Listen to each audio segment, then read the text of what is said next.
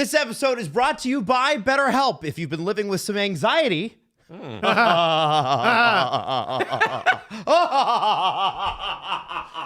me! If you've been living with anxiety or other things, BetterHelp can help you. Here's the great thing. You log onto the website, you get our little discount code, which I'll get to in a second, and then you get matched with a therapist in under 48 hours most times. And here's the great thing. You take a little quiz, you talk about maybe some of the things that you might want to talk about. They're going to match you with one of 30,000 credentialed therapists around the world. 6 million people use it. Why not you too? Right? Why not? Or another band. No, I didn't. Coldplay. God, you guys, stay on track. So here's the deal. BetterHelp. Also, just the thing. Sometimes you get matched with a therapist and you guys don't vibe. They can rematch you with somebody else because it's got this great recommendation technology. It can help you out, clear your head. It's good to have someone else take a look at your life and go, hey, I can help with this. Your emotional well-being matters. Find your support and feel lighter with therapy. Get 10% off at betterhelp.com/SDP. That's BetterHelp, HELP.com/SDP. Let's start the trade deadline show. SDP, the Steve Dangle Podcast, with your hosts, Steve Dangle, Adam Wilde, and Jesse Blake. Let's go! Here we go! I'm going to start with the big story. And the big story, guys, has got to be Nazem Kadri. Right. We haven't gotten to that yet. I will say this, like live streams and that sort of thing, because we are live, I want to mention everybody that we can't get to super chats right away. This isn't going to be your typical live stream, but we will get to them later on in the show. So consider your questions in the super chat section as questions for the press conference. And it's going to be a comprehensive show today. We're going to be with you for a while on this Friday night. And as we said, Nazem Kadri traded back to the Colorado Avalanche earlier. You were like Joe Carter. Back to Colorado, where I won the Stanley Cup to bring the championship back to Denver. Back to Denver. No, I don't want to talk about the Nazem Kadri trade. Well, you don't have a choice. No, I want to talk about the Max Curran trade. Okay. No, don't do this. Why not? Can we just do this? Can we do the bit? Yes, Sam. No, let's not talk about the Max Curran, although he is a noted Alan Walsh client. It made sense. It made no sense when Calgary traded for Ryan Strome earlier in the day. Mm-hmm. Now it makes some sense. And the funny thing is, this trade apparently was on the table, then pulled from the table, is now complete. And the bugaboo before was the salary retention. And guess what? We have salary retention in the deal. So the deal breaks out like this. The Flames are going to retain 20% on Nazem Kadri's deal. I believe that's for 3 more years. That's $1.4 million to Colorado. Nazem Kadri and a 4th-round pick to Calgary, a 1st-round pick in 2028. There's a 2nd-rounder, Victor Olofsson, which is... It was interesting to see his name in there. He's a very good player. Max Curran, as you mentioned, Steve. It's a very Maximilian Curran, right? The amount of money he's going to make Alan. Hey, maximum million. Yes. Max millions. Oh. He won the lottery. Now, there is a lot to unpack here. Colorado's cap hit with Nazem Kadri in the fold will be $5.6 million. When they won the Cup with Kadri, he was their 2nd-line center. Pretty fair to say now he'll be their 3rd-line center. And that might mean Nick Waugh is a 4th-line center. So we're going McKinnon, Nelson, Kadri, Waugh. I don't think there's a better spine, a better center group in this entire NHL. That's nails. So good. That's nails. Yeah. Chris McFarland, good work. Almost every guy you just mentioned is capable of more. If there was a line above the first, McKinnon would be on it. Nelson could do first. Kadri could do second. Waugh could potentially do third. Let's just talk about the emotions of this because yesterday the Leafs made a trade with the Avalanche. Don't worry, we'll get to the Leafs later, where they got a 1st-round pick, a conditional in 2027.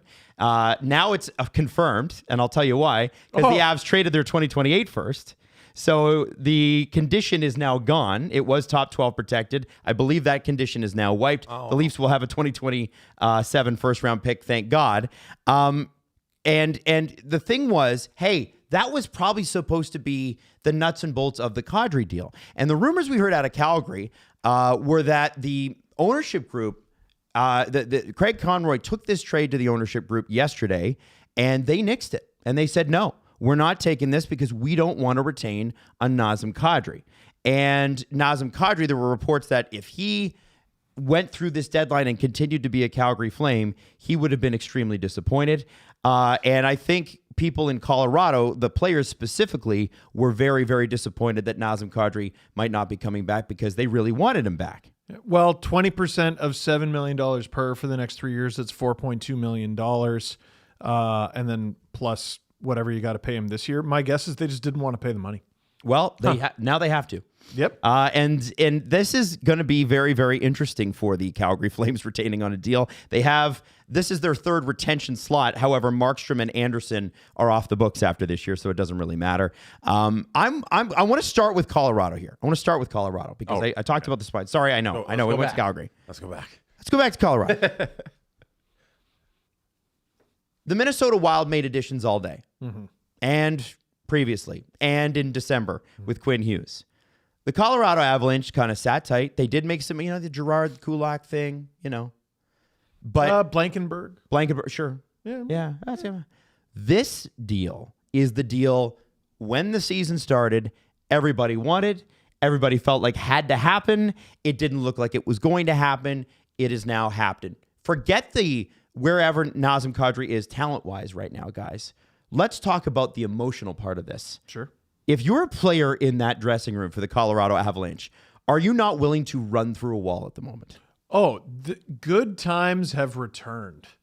Yeah, man, absolutely. How pumped could you possibly be? Like, okay, I'm going to keep referencing this, but John Carlson gets traded from the Washington Capitals. Yep. And the Capitals are asked about it, and they're on the verge of tears. What if you got a guy back? Not just got a guy. Oh, yeah, I wonder if this guy's cool on road trips. You get Nas back, dude. And I don't know, can we win a cup with him? Yes, you did. And you know what's crazy? We outlined what their spine could look like. That's not what Puckpedia even has. They have McKinnon, Nelson, Kadri, Drury with Nick Waugh, third line right wing, next to Kadri and Parker Kelly. What a gang of bastards on your third line. Yeah, they're a problem, man. That's a problem of a hockey team. Jesse, you look at this deal from the Colorado perspective.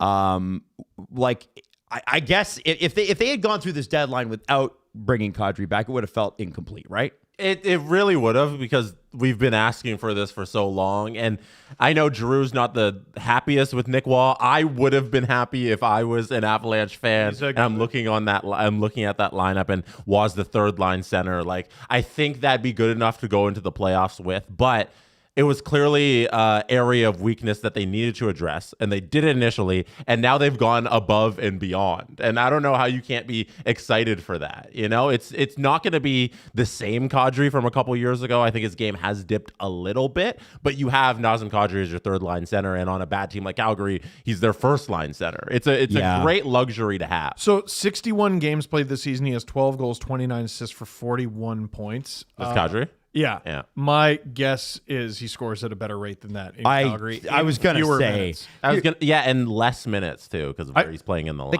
It's worth noting he leads the Flames, kind of by a wide margin. It's kind of also important news that the Calgary Flames have scored the least amount of goals in the NHL this year. I think Nazem Kadri's production picks up for sure. Maybe later on in this deal, it's 3 more years and he's 38. You're not thrilled with it. Mm-hmm. But the salary cap is supposed to go up so much. I don't know how much that's going to matter. And it's also, who cares about what happens next year or the year after? It's about winning right now. And it puts them in the perfect position to try and knock off either Minnesota or Dallas, whichever one they face first. And then in the second round, facing either Minnesota or Dallas, whoever they're going to face second. So Colorado, this is another feather in Nas's cap. Nas can score goals. He scored a bunch of goals, obviously, in his NHL career. But he's always been a primary playmaker, like even going back to junior. Don't cheat, Jesse. What? What do you want to ask? Matt Coronado has the most goals on the Calgary Flames. How many? I'm going to say 16. Adam says 16. That's not very many. 20 flat. You said 20 flat. 14. That's embarrassing. So he's a playmaker, making to whom? Yeah. My guess is the number goes up. That's in crazy. Colorado. Yeah, I think so too. Now, one thing that I will point out is Olofsson going the other way is, that's a pretty good player. I think Steve, if I'm not completely incorrect, Victor Olofsson would be in the top 2 or 3 in scoring goals in Calgary. He's got 11. He does have 11, 14 assists, 25 points. I don't understand this for Calgary at all. Like some of the names that were floated out there, like what if Nichushkin's in this deal? Well, he's got term. What if Colton's in this deal? Well, he's got term. Olofsson makes $1.575 million against the cap. He's a UFA. Like unless that makes sense to me. Well, unless why? Because then he's gone. Then he's gone. I'm trying to be bad, and he's 30. Why would I want to keep him around? I think you got to remember too. That's pure cap dump. Yeah, I think that's cap dump. I think the real loser of this trade is him. Like, dude, yes. Oh, yes. yeah. Yeah. If you want to play it that way, 100%. This makes sense for Calgary. You always see the team who's sending away the good player just take back a salary that's not going to be there in 2 months. No, I don't feel like this is out of the norm at all. Yeah, it's just I don't know if he's bad enough for all that. Usually it's like a bad player who gets that treatment. Well, he wasn't useful to the Avs anymore. Yeah, I guess not. It's especially when you've got the opportunity to move Nick Waugh to the wing. He was playing third line right wing. If you move Waugh over or you use Drury or whatever it is you want to do, what a luxury. You've got the opportunity. You can replace that, right? Crazy. That's the thing. Hey, man. If you want to, maybe you put Nas on the wing. Hey, why not? Why not? So you could. We've talked about it, and we will talk about it a lot. We've got to talk about the Wild a little bit later. We're not doing that right now. We're going to talk about Dallas's lack of moves as well. But this Central Division, if people haven't been paying attention, is so unbelievably good. We've got teams 1, 2, and 5 in the entire NHL at the top of this division. And I think it's other than silly. I'm pretty sure even the Minnesota Wild would be leading or tied with leading basically every other division in the league. Yeah, they won't even have home ice in the first round. Or close to it with Carolina. Except for the Metro. They'd be leading the Atlantic and the Pacific. Yeah. So there you go. This is going to be a dogfight. Yeah. And I mentioned Drew was probably mad at me. I mentioned Colorado facing Dallas or Minnesota in the first and second rounds. Excuse me. They will win the Central. They'll face Minnesota and Dallas in the second and third rounds. Yes. Sorry, Drew. I'm questioning. So, let's say this starts today, and it looks like right now the Kraken are 3 points up on the San Jose Sharks, who also made a trade today. Got thinner on defense. Hilarious. I feel like Colorado does okay in that Kraken series if that starts today. Well, that's what I thought a couple of years ago, right, Drew? Hey! We saw them lose before, but this is what the Central Division is. If the Minnesota Wild trades they made today tie into this, it is an arms race. It's who's going to load up the most. Dallas didn't really go that route entirely, but Bill Guavin is on his thing and getting all of these deals done because he knows who he has to go up against, and those are the 2 best teams in the NHL, 2 of the best teams. Bill in the Guavin NHL. is going to run into a brick wall in the second round when he runs into Bobby McMahon and the Seattle Kraken. Yeah. The Colorado Avalanche upset in the next 3 drafts currently have. Are you ready for this? In the first 3 rounds of the first 3 drafts, they have 2 picks. Yo, what? Oh my God. I don't know if I've ever seen a draft pick sheet this depleted, but it's the first 3. They have got 1 second rounder in 2027 and 1 third rounder in 2028. Hey, 2 fourths, 2 fifths, and 4 sevenths this year. How dare you? That. They're going to make... Yeah, Drew's doing the cash money. Exactly. Like, who cares? You're trying to win a Stanley Cup. Yeah, no, 100%. On the Calgary Flames side of this, they've had, and I'm going to include Rasmus Andersson in this, they've had a very interesting trade deadline. I mean, you have big sales here. They've unloaded a lot of money. Kadri, Andersson, like I mentioned, and there's one more. Mackenzie Weegar, who still is waiting on his work visa to play for Utah. They acquired a lot of money also. But I traded more. I think it's kind of interesting to see Calgary actually commit to this direction. And I know this is a team that had 96 points last year on the strength of Dustin Wolf's goaltending. A lot of people were like, hey, there's no... at the beginning of the season, even their president was saying, well, no, we want more Nazem Kadris, not less. Mm-hmm. To see them finally commit to this direction, and this is an organization that has never once in its history picked first overall. Never crazy. once. It's crazy. It's kind of refreshing, and it's nice to see. And it's, I feel for Calgary Flames fans, it took forever to get there. They had to drag that cow by the nose. But they got there, and they finally committed to this direction. What do you guys think about what they were able to grab? You're talking about the three second rounders for Weegar. They got a first round pick for Kadri and a fourth rounder. There's the Anderson deal. Not bad. The cupboard looks great. Wow. 2 first round picks in each of the next 3 drafts. That's 26, 27, 28. 4 seconds this draft. 2 seconds, 27, 2 seconds, 28, 2/3 this draft, and then just a bunch of other picks sprinkled throughout the 3rd and 7th or 6th. Okay, there, Flames Minister of Propaganda. How about the Flames don't pick in the 7th round until 2029? Yes. I think they'll be fine. Yeah, This is the ideal way to kickstart your retool in Calgary, because I don't know if it's total rebuild there. I think they have enough pieces where it doesn't have to be a 5-year, hey, we're in the abyss of nothing like the Blackhawks are kind of in and we've seen in Buffalo for so long. I think Calgary, with all of these picks, can turn this thing around fast, but it might be another year of sucking next year. I think it's crazy that after leaving the WHL, Gavin McKenna might end up right back in Western Canada on either the Flames or the Canucks. Jesse, can you bring up the Flames lineup right now? Because Ryan Strom's got another year left at $5 million. Kind of ran out of room to play in Anaheim. They just had so many good players come in.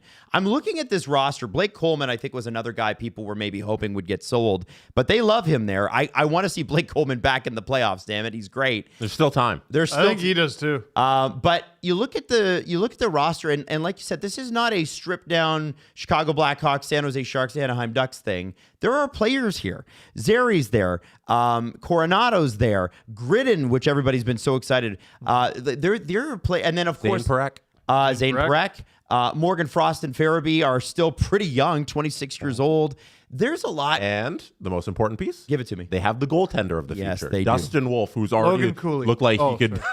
Not Logan. Damn it, I frigged it up. Messed that one up. Dustin Cooley. Wolf, who looks like he could contend for a Vezina for many of the years in his long contract that he just signed. So they have that solid core there. Go use all those 4 second-round picks and your 2 first-round picks and every of the next drafts to go support those players, and this will be easy for Calgary to turn this thing around. Another trade that happened today that has a little bit of that touches our heart a little bit is friend of the show Jacob Battaglia, a second-round pick of the Calgary Flames, was traded to the New York Rangers right at the trade deadline for Brendan Othman. Now, Brendan Othman has played hockey in the NHL. He's a former first-round pick, 2021. Hasn't quite panned out, perhaps, the way that they thought. 6 feet tall. He's 23. He's from Pickering. Battaglia is having a pretty darn good year. He was with the France, and then he was traded to the Firebirds. Kind of just wanted to mention that, but yeah, I was curious about that deal because I feel like maybe Calgary's is looking at Othman going, project player. He's played in the NHL. We like him. I don't know. Here's what Rangers fans need to know about Jacob Battaglia. His nickname with the Kingston Frontenacs was Bates. Yeah, which I love. Because of Bates Battaglia, his father, and by the way, that's a joke. That's not his dad. There's no relation that we know of. They just call him Bates anyway. So far in the OHL with the Fronts, in 36 games, 14 goals, 13 assists, 27 points. Not bad. And then in with the Firebirds, 22 games, 12 goals, only 4 assists. Greedy. 16 points. He's a good player. He's had a good season. And friggin' went backstage after we were done interviewing him, and while we finished the show, he ate my shrimp taco. Yeah, well, you deserve that. I think you had that coming. Anyway, so I didn't think Othman had a place really in the Rangers organization. Right. Like they have a lot of guys on, I think, the same side of defense that he plays, if I'm remembering. He's a left correctly. winger. Left wing. Left side? Oh, left wing. Sorry. Brendan Othman is a forward. Now we got to do the I feel like they have a little little bit of talent there in their system in the winger depth that they can afford to take this chance here, and they've kind of know what Brennan is, so they can move off and swap. I was going to say a bit of a disappointing 16 points in 26 AHL games this season. Only the 1 goal, 1 point in 17 games. I don't know what this player is going to turn into. And then I saw he was born in Pickering, Ontario.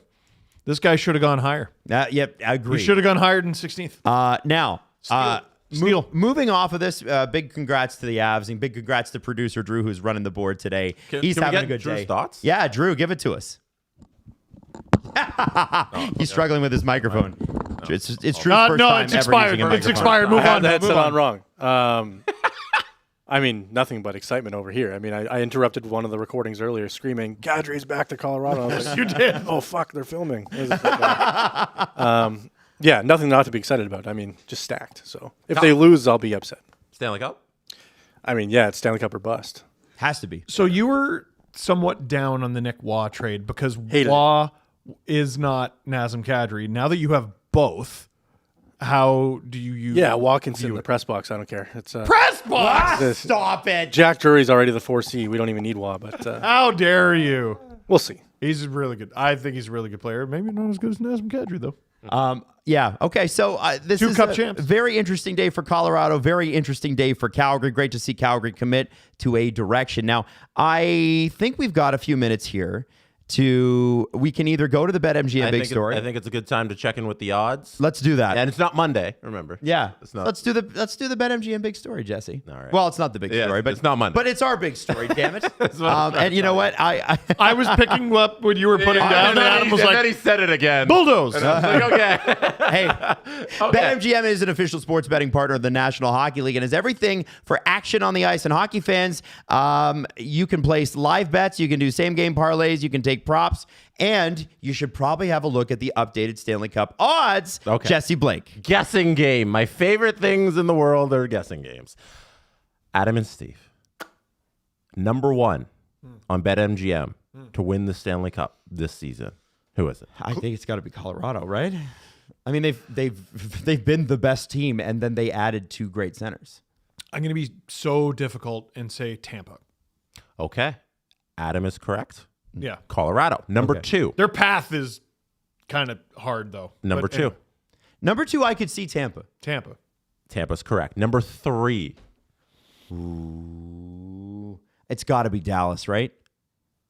No, you got to remember. I'm going to say no, Minnesota. The Hurricanes. Damn it! Number 4. Adam's up 1, by the way. Minnesota. Dallas. The Golden Knights. Really? Well, I mean, Who didn't get a goalie they today? lead the division. Sure. So You know what, so maybe- far we have all 4 division leaders. Maybe Yeah. maybe it's the Golden Knights colors match BetMGM. That's what it's got to be. Number Maybe. 5. Dallas. Minnesota. The Oilers. What is Back-to-back going Cup on? finals. I guess because of the history of them making the finals. This is bizarre. Yeah. Whatever. Okay. Minnesota. Okay. All right. Give me this, Jesse. Give me this. I'm going to. Okay. Oh, no, you wanna keep going? I was going to reveal now. Reveal, please. You want to reveal? Go ahead. So Minnesota. the top 10 Stanley Cup Look how odds high here. up the Sabres are. Avs, Lightning, Hurricanes, Knights, Oilers, Stars, Wild, Minnesota. Sabres, Canadians, Mammoth, Penguins, Okay, Red Wings. you have skip to put, right over the Sabres. You must take Stars and Wild. You must take Stars and Wild. You must. Is that 16 and 17 to 1? Yeah, but they got to play each other, dude. Okay, then bet on all 3 teams. The Stars. $2 are I don't know on if all that's 3 how it teams. works. Yeah, it is how it works. Oh, You can is do it? all. 16 How to about 1. Buffalo at 21? I don't see They're that. really high. They are high. Yeah, deservedly so, though. Even the Lightning at 5.5 to 1. I don't mind that. Mammoth is sneaky. Mammoth is sneaky. I was a little shocked by they've kind of just gone with division winners because I guess the path to the cup will be a little easier for those teams. Yeah. But then after that, the first team is the Oilers, right? Yeah, and It's a they've little not played surprising. well. And they haven't traded well either. But back-to-back cups. Yeah. Anyway. But, well, there's been some was a little handling of interesting. talent. That is very You got one bet. Who you making? If it can be based on best value or most right, you think you will be. Sabres. Dallas. Drew? I'm going Mammoth. I think they can upset the Pacific winner. And there's 36-1. Yeah. That's a good bet. All right. Listen, download the BetMGM app for terms and conditions, or you could go to betmgm.com. 19 plus to wager. Ontario only. Please play responsibly. If you have any questions or concerns about your gambling or somebody close to you, please contact Connects Ontario at 1-866-531-2600 to speak to an advisor free of charge. And BetMGM operates pursuant to an operating agreement with iGaming Ontario. Let's go to Matthew Darche and the New York Islanders. If you're unfamiliar with the name Matthew Darche, get familiar because I think he's going to be general manager of the year. And some people were saying, oh, no, it has to be Dubas. Matthew Darche in the last 12 months. Allow that. In the last 12, actually less than 12 months, it's been 9 months, had to trade Noah Dobson. Yep. Got 2 firsts for him at the draft last year. That's okay. He's also, then he was able to get Schaefer. And then brought Susie and Palat in as depth guys. Hey, the lottery balls got Schaefer. Yeah, well. Hey, he could have picked someone wrong. Yeah, he could have picked the wrong guy, right? And then Braden Shen today as well. This has been a great 9 or 10 months to be an Islanders fan after a few years of aimlessness. And I don't mean to be hard on Lou Lamoriello, but I feel like having the guy that trained under Yzerman and then Brisebois in Tampa has really transformed where the Islanders are going. Also buoyed by the fact that Ilya Sorokin's just been incredible. Well, and I would hammer Lou more if he didn't go to back-to-back conference finals. Yeah, 100%. That's yeah. Also, so, but like this is a good day for the Isles, and Callum Ritchie's been playing second line center or third line center depending on the day. He's been okay for what they gave up. I thought he might be out the door. Oh, so yeah. I'm kind of surprised he's still there. So the that's a victory in itself. The Braden Shen trade really solidifies their center ice. And, you know, we said it in some of our videos today. We've seen team after team after team sink in the playoffs against great competition, not having great centers. And when you've got Horvat, you've got Shen, and you've got Jean-Gabriel Pageau up the middle, that's pretty damn good. Like, oh yeah, and Casey Cizik is on the fourth line too, because he's forever going to be there. He'll be there till we're dead. It's a really, really interesting group and kind of a pain in the ass. And I think that division, guys, is wide open. It's wide open now, and like going forward, you didn't give up Callum Ritchie, you didn't give up Cole Yzerman, you didn't give up Victor Eklund, you didn't give up Kashan Aitchison. Like, Utah has been given a lot of flowers over the last 48 hours for they have some really prized prospects, and they didn't give up any of them. Yeah. Islanders did the same thing. You could argue who improved more or whatever, but I really like what they're doing. The trade, by the way, for Shen was Shen from St. Louis for Drouin, Gidloff, a 2026 first and a 2026 third round pick. I think the Islanders can afford to give up a first round pick when they made 2 in the draft last year. Yes. Well, 3 actually in that first round. And I pointed out in the video that we did, but in case you missed it, the $6.5 million that you have to pay Shen for the remainder of this year, next year, and the one after is mitigated by trading Drouin, who makes $4 million this year and next. So Braden Shen, like net salary cap gain next season is $2.5 million. That's a great point. Amazing. Right? Yeah. I think the Islanders are positioned as well as any team in the NHL to be like a contender for the next 5 years and like really do some damage in the league because of the way they've, I don't know if how much you got to chalk it up to luck and like falling into Matthew Schaefer, but a part of this sport and a part of being a good GM is sometimes getting lucky. Yeah. And they've been able to bridge this gap where they do have a bunch of young talent like Ritchie and Schaefer and Heineman and they've added that to the older players that they had there already in Barzal, who's having a really good season, I think leading them in goals, and Horvat, and Anders Lee, who's ageless and is going to be there forever, and Cizikas as well, that you already mentioned. So I don't know. I love what the Islanders have going. And they're going to be good for a little bit here. I don't really buy into the luck thing. Like you look at some of the top teams in the NHL, like there's a bunch of lottery balls in there, right? Teams picking in the top 5. Like, you know what? They're allowed to be lucky, so are we. Screw you. We have totally. Schaefer, you don't. Totally. Yeah. Heineman, by the way, was a part of that Dobson deal. 16 goals this year. I know he may not ever be like an 80 or 90 point guy, But that's a pretty good addition to what they were doing. They're not missing Dobson on the back end, and they've gained Heineman, and he's going to be a useful forward, and he is a useful forward for them. Yeah. I don't know. Seems like a pretty good trade. Yeah. Like, I'm not hating if I'm the Islander. 24 points in 63 games. Man, you know how good that trade was? I thought he was on the Habs. I was like, wow.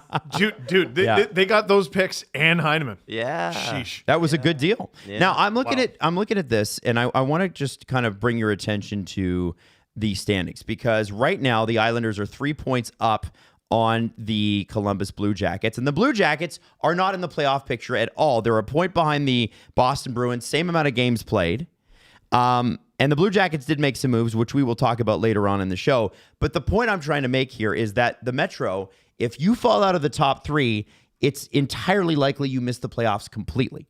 And so the Islanders are the third of 3 at the top of that division. They are tied with the Penguins in points, but the Penguins have played 2 less games. The Islanders needed to bolster this and reward this group. What has been surprising, really surprising, is how little their competitors did. When you look at the Penguins and Carolina Hurricanes, the Penguins made one deal for Soderblom. Just kind of fun. And the Hurricanes didn't do anything. And so I'm looking at the Islanders going, okay, you got to reward Darsh for this. You got to play like you deserved this trade. But boy, I think that this division is a lot more wide open than people think it might be. And Steve, we talked about this in some of the videos we did today. The Islanders, maybe they play the Penguins in the first round, probably play the Penguins in the first round. They're going to be a pain in the ass. That's jump ball to me. Like it so much hinges on like how healthy is Crosby, how long is Malkin suspended for? Do they falter? It's scary times, man. It's scary because if you dip a toe in the non-playoff waters, you have these piranha called the Columbus Blue Jackets ready to consume you down to the bone. 8-1-1 in their last 10. 8-1-1 in their last 10, which, by the way, so are the Hurricanes. So I kind of look at the Hurricanes, and yeah, they didn't do very much. Also, what do they need? Yeah, now, Steve, we know what this team looks like in the playoffs. We do, but they got a lot of their busy work done in the summer, right? Like Nick Ehlers was a very big fish. Keandre Miller was a pretty significant trade for them. Those are the two that just jump front of mind. They got to stay healthy, and we'll see. Jess, Adam, I want to go to you because you're down on the Hurricanes. I'm not down on them in the regular season. No, but this ties into the Islanders conversation because if they can get through Pittsburgh, it looks like that'll be their opponent, which I think will be an interesting matchup. Like, I'm not leaning towards either side right now. I think the Islanders can hang with them. And you were saying, like, you believe they should have done something with their cap space to improve their odds in the playoffs because they have struggled the last few seasons when they reached these really good opponents. Can you tell me how much cap space they have? Yeah, right there. Yeah, $8 million. Are you projected? Are you serious, guys? And they just sold a 12.5% stake in the team for what was it over? Oh, it's not lack of funds. So this means like they'll end the season about 8.4 under. Like, listen. Wow. I know the prices were high, and I know Eric Tulsky's a very, very smart guy. And I'm not even saying the Islanders get through the Penguins because you never bet against Crosby and Malkin, right? You just don't. You still can't. That's a great series until we're shown otherwise. And the thing is, the Carolina Hurricanes, if the playoffs started today, they'd be playing the Canadiens. The Canadiens didn't make any major additions. They did get Phil Deneau. He can shut down your scoring pretty good. We saw that. You saw him do it to Matthews and Marner. Their addition is just their young guys getting better. But I think if Carolina does get through Montreal, because I think Montreal's goaltending is just not good enough this year, and maybe they beat the Islanders or the Penguins. But when you get to Tampa in that conference final, if they're healthy, they're going to chew you up. They are. Now, the health part is major. Hagel, Point, Hedman, Vasilevsky all have had major injuries in the last few years, but they just added Corey Perry, who's, I would love to call him a rat bastard, but he's actually the worm. This is a mean, ugly, and when it comes to Kucherov, crazy, legitimately nuts group going up against a team that looks largely the same as last year. And I'm not trying to take away from the Ehlers signing. I thought it was a great signing. They are deep at forward, but this has been the problem with them every year. They always get to the second round, sometimes to the third, and then they run into a team that's actually really tough. No, Adam, listen, I mentioned Ehlers, I mentioned Keandre Miller, but you need to get on board. Get on board what, Steve? You got to put your money in the box. What box? You got to take your seat. On which train? You got to ride the bussy bus. Oh, it's the Brandon Bussy the bus? Bussy bus. The bussy bus. The bussy bus. The bussy bus. Dude, the guy essentially hasn't lost. Was he 22, 23, 1? Is a 903 save percentage, which might not jump off the page at you. He's 25, 3, and 1. That's insane. That's crazy. Adam's also ignoring probably the biggest deal of the day. Give it to me. Carolina did make. They acquired Nick Delorier for a 7th round. Oh. Like, banger alert. Listen, it does make them tougher. It didn't even warrant a video from us. But it doesn't make it tougher. No, I mean, he doesn't have a goal. I think he has 1 assist. Nick Delorier is like the Leafs when they got Kyle Clifford. It's like, yeah, but that doesn't address the lack of toughness in the top 6, right? And that's until I'm proven otherwise, right? I can only go on the history. And Carolina has given us tons of history with this group. This is a great regular season team who regularly wins playoff rounds. But why do they get eliminated every year, guys? Well, they get out. They get muscled. run the fuck over. Yeah. Well, Adam, let me tell you a story. When I was a kid, my neighbors had a yappy dog. Next door neighbors. They had this friggin' wiener dog who was really annoying. Rusty, I think was his name. Rusty. Was it actually? A Rusty wiener? I'm pretty sure his name was Rusty. He was a Rusty wiener. And that would set the whole neighborhood off. All these dogs. And they were all barking at each other. A few neighbors down, they had a Rottweiler. And the neighborhood went quiet. I think that's what the Carolina Hurricanes are hoping Nick Delorier is. We keep talking about Matthew Olivier like he's the heavyweight champ of the league, and I do think that he is. Nick Delorier is probably top 3, and I'm not sure he's 3. Really? Drew, That's a tough customer. But Olivier scores, man. Yes, he does. Yeah, I wanted to say, guys, Carolina's missing that top-end talent. There's a reason they traded for Rantanen last year. They don't have that bite at the top of their lineup. Who's their best player? Aho? He's not. Brandon Bussy. Yeah, exactly. They don't have the scoring. That's what always lets them down in the playoffs. They needed that game breaker, and Ehlers hasn't been that this year for them. So. Jacob Slavin's their best player, by the way. Fair. Yeah, that's fair. yeah, that's fair. But yeah, they have 3 guys over 20 goals. They're not doing nothing in the playoffs. Svechnikov, I want to say, had a slow start, and he's been really good.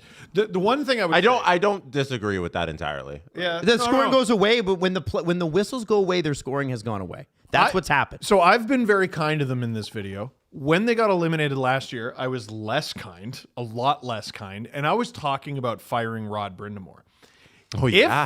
If that happens remember that. again, I still think he's an incredible coach. Yeah. But if that happens again, at what point do you have the conversation? All right, we've plateaued here. We can't get above a certain point. Or do you weaponize the fact that in the summer you're going to have $15 million? They're going to have that. They have their first round pick this year. They can make a trade at the draft. They've got 2 firsts in the next 2 years and then 2 in 2028 alone. Yeah. The Rod Brind'Amour thing is very interesting because I'm not a person who watches 82 Carolina Hurricanes games, so I'll be honest about that. Really? But when I do step your game up, when I do tune in to the out of market Carolina Hurricanes games, I know what brand of hockey the Hurricanes play. And I know kind of how the game's going to go when they're controlling the game. They get a lot of shots on goal. A lot of them aren't really high danger, but they do control kind of the score effects. They play good defense, and they control the play a lot. It's just a lot of the finishing isn't there as the high-end teams. Then the playoff games, they go exactly how they're supposed to when they're Carolina Hurricanes hockey, and they play that exact way. It's just a matter of does the other team capitalize on their opportunities? And if they keep doing that year after year after year, and they keep not winning the Stanley Cup, maybe there's a case to be made for changing the coach and the management. Can I jump in with something? To generate a new style of hockey and also maybe bring in some other players. Can I jump in with something? It's interesting. Both feet, Adam. What if they don't care? What do you mean? What if the owner's okay with that? Yeah. Third round appearances. You can also make the argument, and I'm going against myself. We're in it every year. What more can I ask from my group? We are in it every year. We get a chance every year. And this isn't the Leafs because when was the last time they didn't win a playoff series? The Canes? Yeah. That's a really good question. I don't know. That's the one bit of pushback I always get because the Leafs would always top out at a certain point. Yeah. And the Hurricanes always top out at a certain point. I'd rather top out where they do. You get the but Toronto's?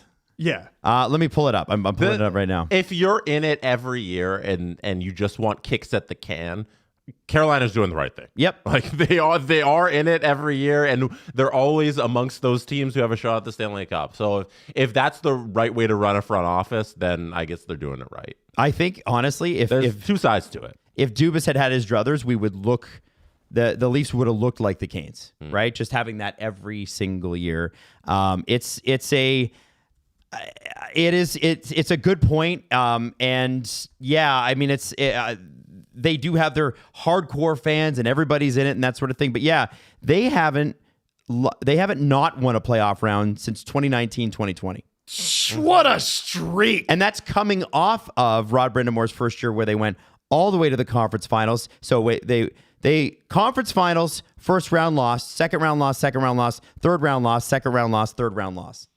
I mean, plateaued. It's like they're in it. They're in it. When do you have to concede that the way Brindamore coaches hockey and the lack of really a star number one player in this league on their team is kind of what's holding them back? It can be either or, it can be both. There's some mix in there that I think is true based on the results. And they've acknowledged that with their actions, right? Gensel and Rantanen in consecutive years and then nothing this year. They clearly want that. And is that team that's going to run you over present in the Eastern Conference right now? Yes. Like, is there a Florida light? Tampa. The Tampa Bay Lightning. That's not how they play. They're aggressive and tough. They play a little differently. I would love, I'd pay to watch a Hurricanes Lightning series. I think you're going to see it. And unfortunately, we would have to wait, I believe, until the Eastern Conference final at earliest. Well, I think that's what's going to happen. I mean, that's what I'd have my money on. If I'm that's the Hurricanes, gonna be dynamite. I would be worried about the Boston Bruins. Oh, I would be worried about the Tampa Bay Lightning. I would be worried about the Buffalo Sabres. I think there are teams in the East that could take. There's a lot closer than I think you guys think of for the Hurricanes. I think the Sabres are a nightmare stylistic matchup for the Sabres. Yeah. I also No, for the Sabres. Oh, the Hurricanes are for the Sabres? Because the Sabres have the really high-end scoring and the really good goaltending, but their underlying metrics aren't very good. The Hurricanes are going to have the puck that whole series. So and then the Sabres have to solve this goalie that is, by all accounts, unsolved. So we thought about the same things and came to different results. Yes. Because I think about it, the Sabres are able to score despite having bad possession metrics. Right. Their possession metrics are already bad. Yeah. The Hurricanes can't make them worse. They're already ranked like 23rd in the league at 5-on-5 in the offensive zone possession. So they don't need the puck, and the Hurricanes are going to be happy having the puck.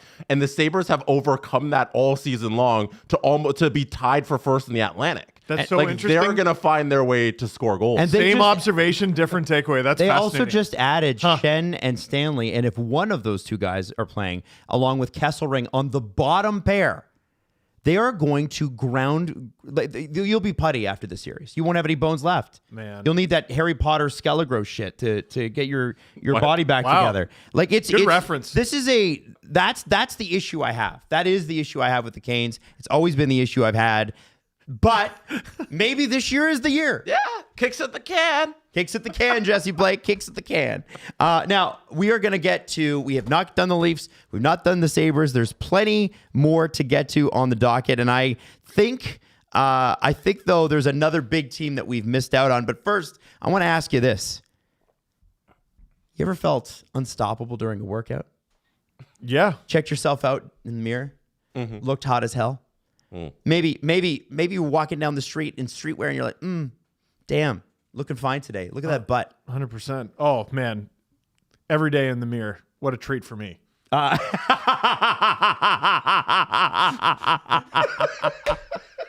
me say this. Fabletics, baby. You got to give Fabletics a try. Now, you guys know that we wear Fabletics. I'm wearing a Fabletics t-shirt today, which is showing off my guns. They're not great guns, but maybe one day they will be. I'm hoping. Oh, you're selling yourself short. You can get 80% off everything when you're a Fabletics VIP. And honestly, the thing that kind of surprised us all is the quality. Touch me, Steve. It's okay. High-end activewear you will easily pay a couple of $100 for, but with VIP memberships, it basically pays for itself. You're buying the VIP for an 80% discount, and then when the season turns over and you need clothes and you need to buy clothes for people on your list, maybe there's a birthday, maybe it's the holidays, maybe it's the summer, whatever, you can be the connection. You know what I'm saying? So listen, we're talking waistbands not creeping down. The quality is amazing. Joggers that keep their shape. Jackets that are warm without being bulky, which is important for me because I'm bulky. These are all the things that you get with Fabletics. You're going to love it, and we want you to try it. So Fabletics already has incredible deals, but give this a shot. 80% off everything when you sign up as a VIP with Fabletics. Go to fabletics.com/STP. There is a style quiz there, and it's going to help you, if you're like me and you're not really great with this stuff, it's going to help you kind of pick your things and, suggest even full outfits for you. Maybe even the Jamar Chase collection. Yes, just had its first drop a few weeks ago. Again, go to fabletics.com/STP and be sure to select SDP when prompted to unlock your 80% off. That is fabletics.com/SDP. Sorry, I was distracted by a text I got from a buddy who just said, "Where's the podcast, you effing dweeb?" Well, it's happening right now. It's happening right now. By the way, Send him the link? Yeah, well, no, we're doing a thing. You're clearly texting him. You know what? You're right. No, texting is harder than I was reading. texting my buddy, and I'm going to bring it up in the show, but whatever. I'm Steve. By the way, F if you. you're if you're wondering about the Toronto Maple Leafs, don't worry, that's coming. We will get to it. Tell all your friends about that because it's going to be interesting. We got some interesting insights there. But in the meantime, are you guys ready to apologize and kiss it? Apologize. Are you ready to apologize and kiss it? I just want to know. Oh, I know who this is. Are you going to apologize and kiss it, Steve? Adam, Do I get to guess? I've been apologizing and kissing it since the beginning of Advent. Okay. Jesse, are you ready? Since you seem to know who it is. I have a lot of practice with Connor Hellebuck, so I can. I think apologize I can do and kiss it it? for this man, but I don't know if I agree on the apology. All right, I think there's an apology necessary. There's a little here. bit. You know what sucks about being a loudmouth dumbass? This could be about the Red Wings, Sabres, or Ducks. Actually, it's about the Blues. Son of a gun. And, on Monday or Wednesday show, both of you were like, oh, Doug Armstrong out here talking crap again about the shit that he's going to sell, and he's never going to do any of it. Can Robert you do the Thomas, hand things again? Jazz, you guys were jazz handing it for sure. And they actually did sell, right? They did. They sold Shen, they sold Falk, and they sold Bukestad. They sold some big names, guys. Yeah, I would like to congratulate Doug Armstrong on being 500 on asking guys to waive their no move clause. So we'll get to that in a second. He's 2-2. Attaboy. The Islanders acquired Brandon Shen from the New St. Louis Blues for Drouin, Gidloff. I told you all this already, but I'm going to repeat it. First round pick from Colorado and a third round pick from the New Jersey Devils. Also, the Detroit Red Wings acquired Justin Falk from the Blues for Justin Hall. Dmitry Buchnalikov, 2026 first round pick. Buchnalikov, by the way, is a KHL player, scores a lot. And a 2026 third round pick, which originally belonged to San Jose. They were not able to get Parayko or Thomas across the line. I don't know how serious the Robert Thomas stuff really actually was. I think they got to a point where teams were close, but whatever it is that they're asking, it's a lot. I think it was a situation where it's, if you give us the sun and the moon and I can fleece you, I will give you Robert Thomas. Yeah. I think it's the kid when people say oh, everyone's available for a price. I think Robert Thomas was available for a price. Nobody was willing to pay that price. I think Parayko happens in the offseason. Oh, Parayko's a different story. Yeah. That was done. So I got a story for you guys. The St. Louis Blues came out and they are mad about that Parayko thing leaking. Now, I think, and everybody gets all moralistic about this, when a trade leaks before a player's been asked to waive, I know it's going to bother the player. I know it's going to bother the team, but that's the flipping game, man. The entire hockey world is Tim Robinson in a hot dog suit going, we're all trying to find the guy who did this. Yes. And I think it's a little bit, I see people online like tweeting this, oh, it's so wrong. Like, listen, I know it's an uncomfortable position. Colton Parayko will be okay. And Colton Parayko controls his destiny. That's why he waived, or he said no thanks to the trade in Buffalo. And you know what Sabres fans said? Okay, you don't want to be here? We don't want you. How'd it get out? It was leaked. But like an insider said it. Yeah. Where'd they get the info? It's a good question. So I don't know. Let me begin this by saying I don't know. Mm-hmm. Who does it benefit? The Sabres or the Blues that this information got out there? The Blues. Yeah. Because in theory, it's pressure on the player. You turn the screws on a guy who has a no movement clause from your team. Mm-hmm. Does not want to leave your team. So by leaking it, in theory, you might just guesstimate. The call is coming from inside the house.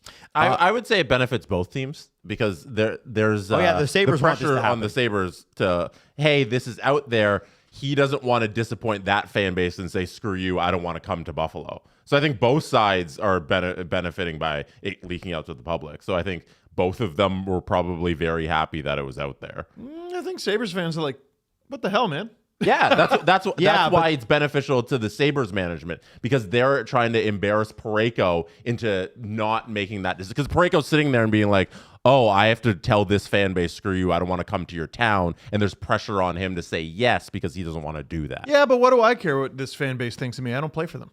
Right. Yeah, but I think that's still like a little bit of pressure. It's also good. I guess both sides are benefiting. Also, Jesse, it's good for Sabres management because it makes it seem like they're active.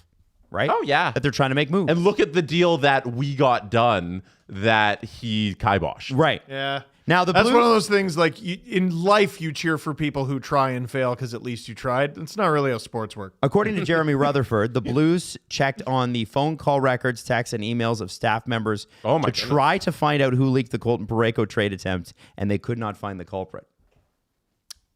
I need a documentary now. I need a Netflix documentary with a drone shot of a dusty road. Do you think Armstrong is suggesting, hey, we couldn't find it on our end, Buffalo? Oh, that's 100%. I think that's a little Tim Robinson hot dog of the Blues to be like, we need to search the people's phone to find out who could have done this. Doug Armstrong sitting there on his phone with a text to Dreger. Like, it doesn't make sense that it would be Parayko's agent. No. Right? Oh, no, Dreger, Armstrong, start the investigation on who found it. We don't know who did it, but there's a few pieces on the Guess Who board you can flick down. Like, right? Come on. I think that's nonsense. I think that there is a leak from the Blues to look around in their hot dog costume being like, who did this? I need Jarmo and his Finnish I don't give a gosh darnness to clap back because I think that'd be great. Oh, nothing is better than a Nordic person just giving you a dry stare. And I'm sure Jarmo's pretty damn good at that. However, it does look like Parayko's days in St. Louis might be up. However, too, and we talked about this in some of the videos that we did, Armstrong's days in St. Louis might be up. He was supposed to move up to potentially being the president. Steen is going to take over. It looks like this offseason. I think that was the plan. It was either this offseason or next. Maybe Steen doesn't know move. But it's sounding more and more like... We need to check in everything with the Blues. But it's sounding more and more like Steen is going to take over this coming summer. So I'm curious about, does Steen go, well, wait a second. I like Robert Thomas and Jordan Kyrou and Colton Parayko. They're 26, 27, and 29. Why would I sell those guys? It definitely gives him the opportunity to come in and be good cop. Yeah. Hey, fellas, I know that Douglas tried to trade you, but, hey, call me Alex. Mr. Steen is my father, even though he played with half of these guys. It gives him the opportunity to reassure Robert Thomas, reassure Colton Parayko, reassure any of the other 12.5 guys who they were trying to trade. All of them have no move clauses. Yep. That is a very good point. And I look at this. So let's talk about the players they did sell. Ultimately, if Steen likes Parayko and wants to keep him, this might have worked out great because they sold a guy in Shen who's 34, and they sold a guy in Falk who's 33. So that's great. Well, and you get a highly motivated player. You want to be here? Show us. Absolutely. St. Louis, I think, is one of the bigger winners of this deadline, just for the assets that Doug Armstrong was able to get back for these players. Like, that's a good haul for Justin Falk. I think Detroit needed that player. 100% you need Justin Falk in your lineup. That's what you're missing. But they did pay a high price for that. My bias as a content creator is annoyed with him. But if I step outside of that, objectively, yes, they did acquire. Can I say this? Stuff. They got more for Shen and Falk than the Carolina Hurricanes arguably did for Mikko Rantanen. They got Sheesh, kabibbles. 2 firsts, 2 thirds. They also got Bushnalikov, who is a prospect. He's 22. We'll see if he comes over. They did get our old friend Justin Hall. They got a player in Drouin, and they got Marcus Gridloff as well, who is also a prospect, 20 years old. I think you've pronounced his name 5 different ways. Well, Gridloof. Is it Gidloof? I think it's Gildoff. Gildoff? Gildoff. Gidloff. It's G-I-D. We'll never know. L-O-F. It's Doesn't okay. matter. Whatever. I'm just saying, Doug may have set the prices high, and the market sort of determines what you get, but he did pretty well. Oh yeah, he did a really good job selling this trade deadline, and they have more to sell on their roster this upcoming draft and offseason. Like the Binnington rumors started this trade deadline. I can see that happening at the draft or in the offseason for somebody who wants a goalie. The Cam Fowler's can be sold. Like there's an option because he's 34 and I don't know how long he's sticking around the rebuild. And then you have the good players who are young and in their early 20s around the guys that you're going to sell. It's good. Here's what you do. So Puckpedia has Drouin up there on the top line. I swap him and Neighbors because Robert Thomas is a playmaker. So you have Neighbors, Thomas, Snuggerud. Second line, you have Drouin setting up the Blues' top scorer in Pavel Buchnevich, and you also have Jordan Kyrou. You boop, boop, boop, boop, boop, get those numbers up and flip them. Yeah, I like that. That's what they're going to end up doing. I like that a lot. Yeah, it's sort of a fascinating thing. So that's my question, guys. Are you ready to kiss it and apologize? No. Well, you're not going to kiss it and apologize, Steve? Because you know why? Because I don't want to sing his praises loud enough that everyone's like, oh, so he can be Leafs GM then. Well, I still look at the full that might body be of work. inevitable. He might not be Leafs GM. He might be president. Yeah. President, fine, but GM, no. The power of Doug compels you. Jesse, are you man enough to kiss it and apologize? There's no fear in Doug Armstrong. That's for certain. Oh, yeah. Like there's fear in GMs in this market. And there's a reluctance to make the moves you should be making. And Doug Armstrong has never shown that, where it's maybe sometimes moving off of a player too early, like Petro. But he's never been shy to be out there with his intentions and with his feelings on a team and move the players he needs to move. So I will concede that. Yeah, you won't even So are you going to kiss it and apologize, Jesse? You won't even need an announcement that Doug Armstrong has been hired by the Leafs. Though they will simply just announce a Morgan Riley trade without asking him to waive first. Right. Oh, Doug must be here. There he is. There he is. There's So Doug. neither of you will kiss it and apologize. I'm still going to chirp him a bit. Wow. Jesse, no apologies into the camera? I don't know what I'm apologizing Wow. Look at for. the I think stubbornness I've had my on feelings this on panel. Doug Armstrong all along, and Drew needs to weigh in here. You know what, Adam? The Blues have had a bad season, but count on Doug Armstrong to find the silver lining. What does that mean? The Olympics. Oh, it's silver medal. Stop What it. is wrong with you? Yeah, what is wrong with you? I'm chirping him. No, you can't put us through weeks of this Robert Thomas and Colton Parayko stuff and expect me not to chirp you. You're chirping yourself by bringing up the Olympics. You are Canadian. He made the team. I had nothing to do with it. That's your If I was in charge, they'd have won. That's like bringing up 1967. Like, what the hell are you That was a talking good year. They won. Leafs won. What's up, Drew? Guys, Doug Armstrong hasn't built a good team in his entire tenure. I don't know why you guys give him any praise. The Blues have always sucked. Even their cup run was the luckiest bullshit ever. It's just their team always sucks. He had a good day. He's not entirely wrong. Sorry, this is the Central Division coming into this. Yes, if I you're know. wondering where the hostility Hey, comes and listen, from. Drew watches a lot of Central Division hockey. Yeah. Maybe Drew's rubbing off on me. Maybe that's where this is coming from. That's the Otherwise, bias. I don't remember having this many Doug Armstrong takes. He had a good day. He had a good day. He had a good day. All right. He did. Now he's got to do something. The chat is calling Drew very salty, by the way. Now, what? I you got to pull your mic down. Salty about what? Being the worst team in the league? Thanks. All right. Now let's talk about the Red Wings for a second here because we talked. Speaking of the worst team in the league, Red Sabres. We talked about the Islanders part of this. Suck. Red Sabres, pretty damn good this year. Boy, am I eating shit on that tape. dude. If the playoffs start today, Adam, I think you got a pass, bud. No, Red Wings fans just are so angry with me for the last couple You of years. specifically? Yeah. Oh, yeah, because I was so hard on them. And guess what? I was right until this year. Somebody to your left was as hard. You didn't call them the Red Sabres. No, I didn't. So And as the playoffs started today, it would be Buffalo versus Detroit, which is very literally the Red Sabres series. Hilarious. Which is absolutely perfect. It's fantastic. Now, I want to know about what you guys think about the Detroit Red Wings. Good. Specifically, when it comes to They're good. the way Justin Falk fits in this lineup. Because, whenever you play Detroit, the thing that stands out is How good they are. Seider and Edvinsson, Yeah. right? Mm-hmm. You remember those 24 guys. and 22 years old. It's insane. They have an incredible top pair. Sandine Pellick. But then after that, you've got Sherratt, who's admittedly old, good in the playoffs because he loves cross-checking people and never getting called for it. Listen, during the regular season, they play hockey. And there are times he struggles at that. Yeah, In the playoffs, they play playoff hockey. right. And he's good at that. Different sport. So It's like telling a lacrosse player to play bandy. There's a learning curve. They're not the same thing.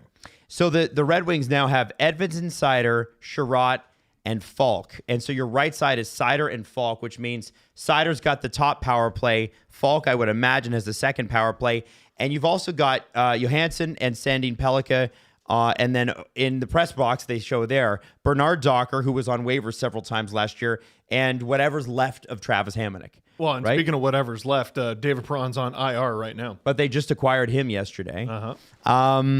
This sure looks a lot better than it did this morning. That Perron deal, too, just to note, it's essentially a free David Perron because they get the third-round pick from Pittsburgh for Soderblom, and they spent a fourth to get Perron out of Ottawa. That upgrades to a third. It goes to a third. If they advance to the second round, he plays 50%. So, it's free Perron. That's Kind of. not bad. Kind of. Yeah. Yeah, that's not a bad way and to look at it. he'll be nice and rested coming off that surgery, so he'll be fresh for the playoffs. I don't know if anyone's ever come off of surgery feeling rested. Well, yeah, maybe you're right. I think he'll be a lot. I'm just talking about mileage on body for a of course. 37-year-old. And I said this before, it's an overpay for Justin Falk, but that's exactly the player they need.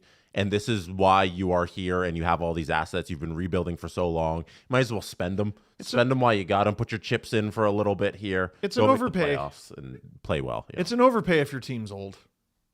Theirs isn't.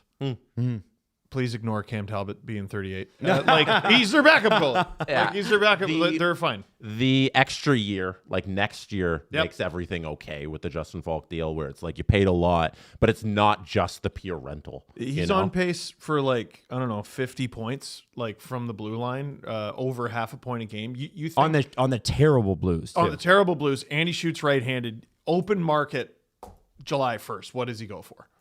A lot. At least that. At least 6.5. I think it's a lot more. I agree with I think it's a lot more. So And you don't have to worry about that.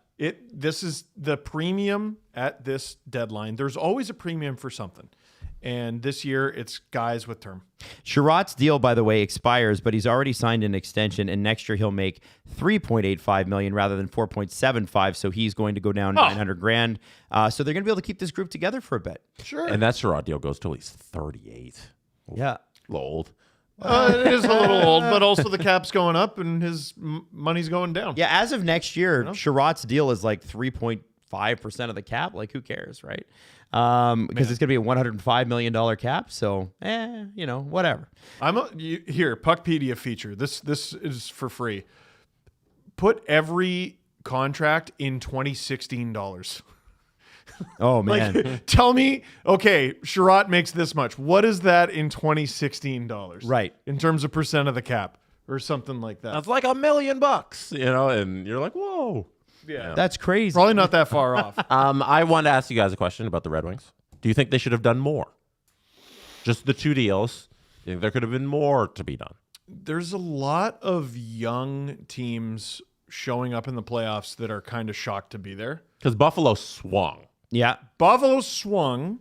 Well, and this was the thing I was saying. Like San Jose could have swung, but they sort of understand what they are. Buffalo did. The Islanders did.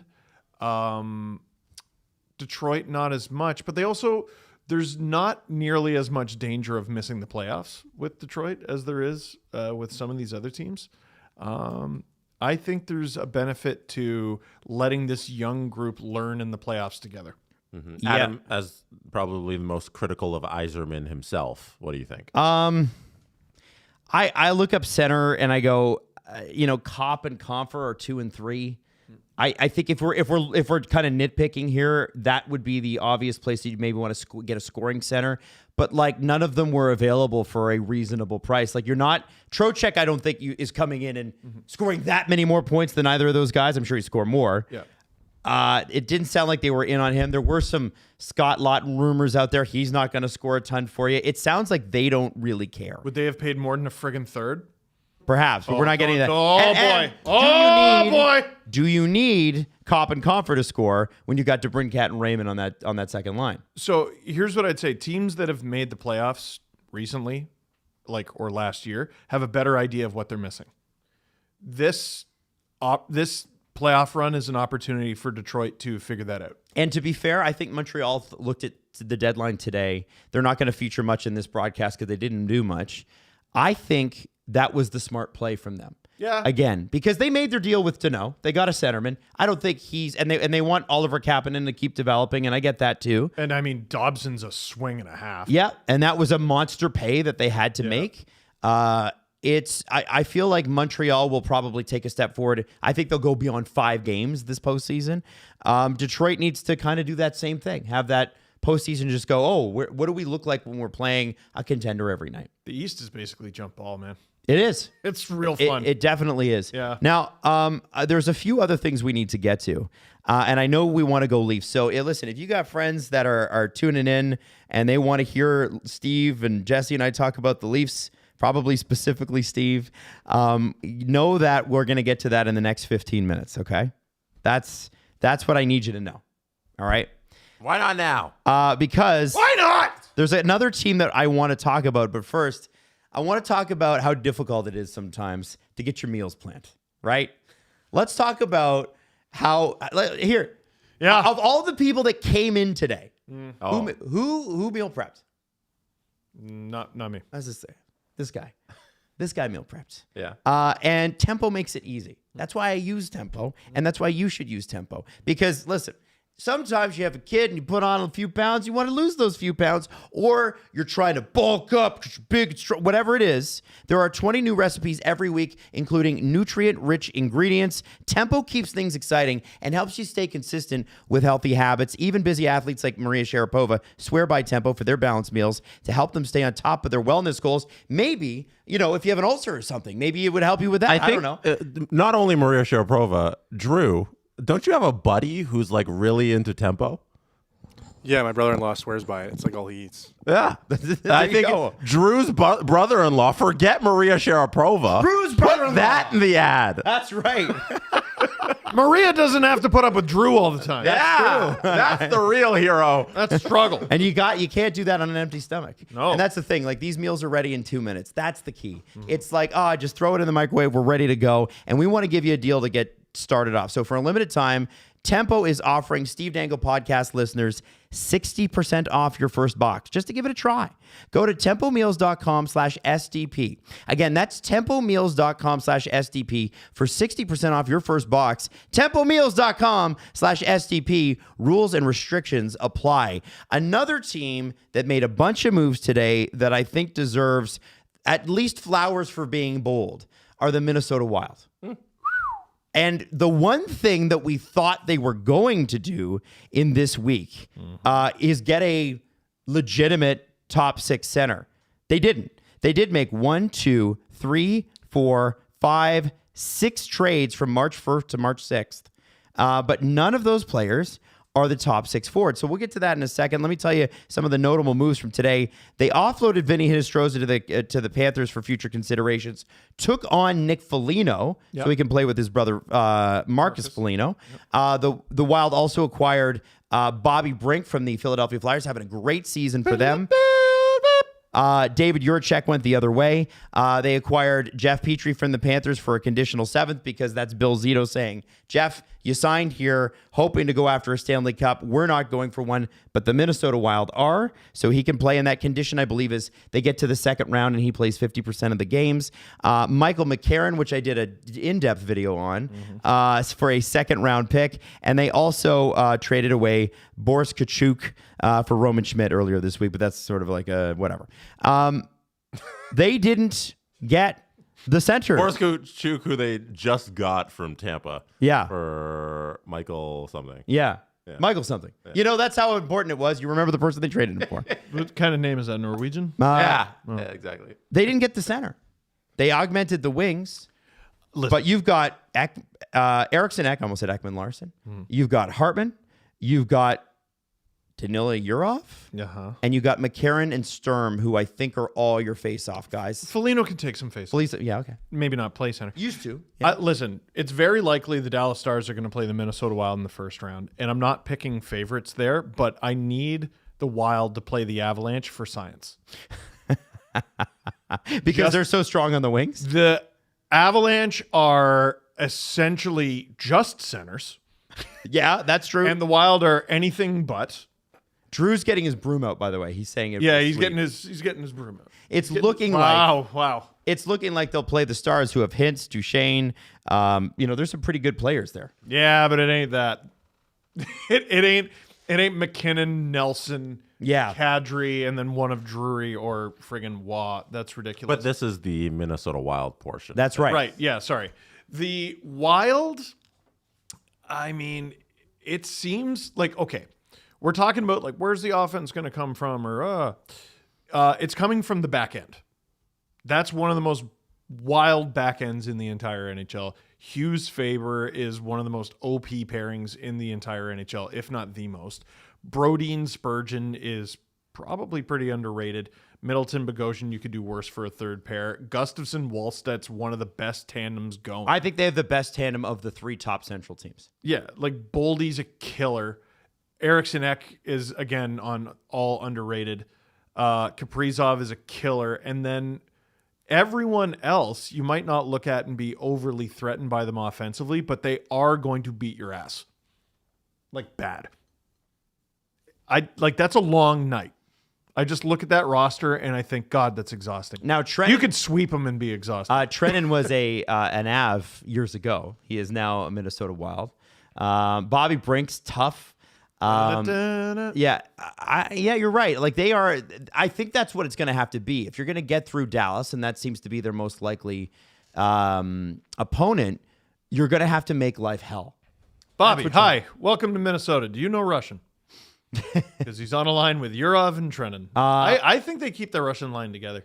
You do? Yeah. Okay. Yeah. So McCarron is 6'7" and scary. Jesse, what do you see when you look at the roster? Do you pick them over Dallas and then pick them over Colorado? No. I have them third of 3, and I don't think the moves that they've made in the last little bit have moved them up at all in that division.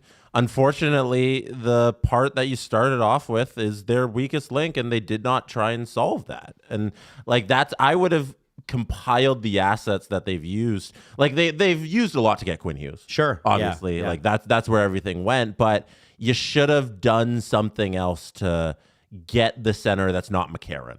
You know, if you could have gone out and whatever name it is, even if it's Trocheck, I feel like that's an upgrade over what you have. I'm never going to side with the team that's going to throw out Ryan Hartman as their first line center. I just, when I'm competing with Dallas, who's like stacked up and down the lineup, maybe just a little light on D, and then we all know what the Avs are. Like, I'm not going to pick this team over those other two. Even though, like, I do like what Guerin is doing. He's very bold in his decision making. He's always willing to try and improve his team and do the wild things. No pun intended. Hey. To make his team better. It's just I would have gone in a different direction, and the direction would have been right down the middle. Okay, let me ask you this. We're going to play a little quiz. All right, and this is for everybody. If you're watching this, okay, I want you to play along.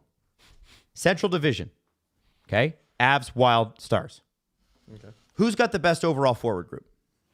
Oh, my God. Avs, Wild, Stars. And I'll give you the top 6 from Dallas. Sure. Robertson, Hintz, Wyatt Johnson, Sam Steele, Matt Duchene, Jamie Benn. I mean, it's the Avs, but that's really good. The Avalanche have, obviously, Nietzsche's, Landeskog, McKinnon. That's, pretty great. It's good. Followed up by Colton, Nelson, Nichushkin, and we obviously know that, Waugh and Kadri are in there too. And playoff Nichushkin, which matters. Right. Right? It's not just Nichushkin. That's Big Val we're talking about. Lekkonen's also their second line left wing when he's healthy, which Which he's not. Come on. And then you've got Kaprizov, Hartman, Zuccarello, Tarasenko, Eriksson, Ek, Boldy. Again, those are two killers. All right. You got one of the best right wings, one of the best left wings in the NHL. Who's playing center? So then, who's got the best decor of those 3? All right. Hughes, Faber, Brodin, Spurgeon, Middleton, Bogosian. Those are the Wild. Stupid. Okay? That's crazy. Taves, Makar, Manson, Burns, Kulak, Malinsky. Malinsky's been unbelievable this year. Pretty gosh darn good. Esa Lindell, Miro Heiskanen, Harley, Nils Lundqvist, Leon Bichelle, and Ilya Lyubushkin. Oh, well, based on Leon Bichelle alone, I think. Drew's favorite player. Right, Drew? Boy, oh, boy. I might go, and I'm going to say this in front of Drew, too. I'm going to go Minnesota, Colorado, Dallas, but the margins between the 3 are nothing. Tight.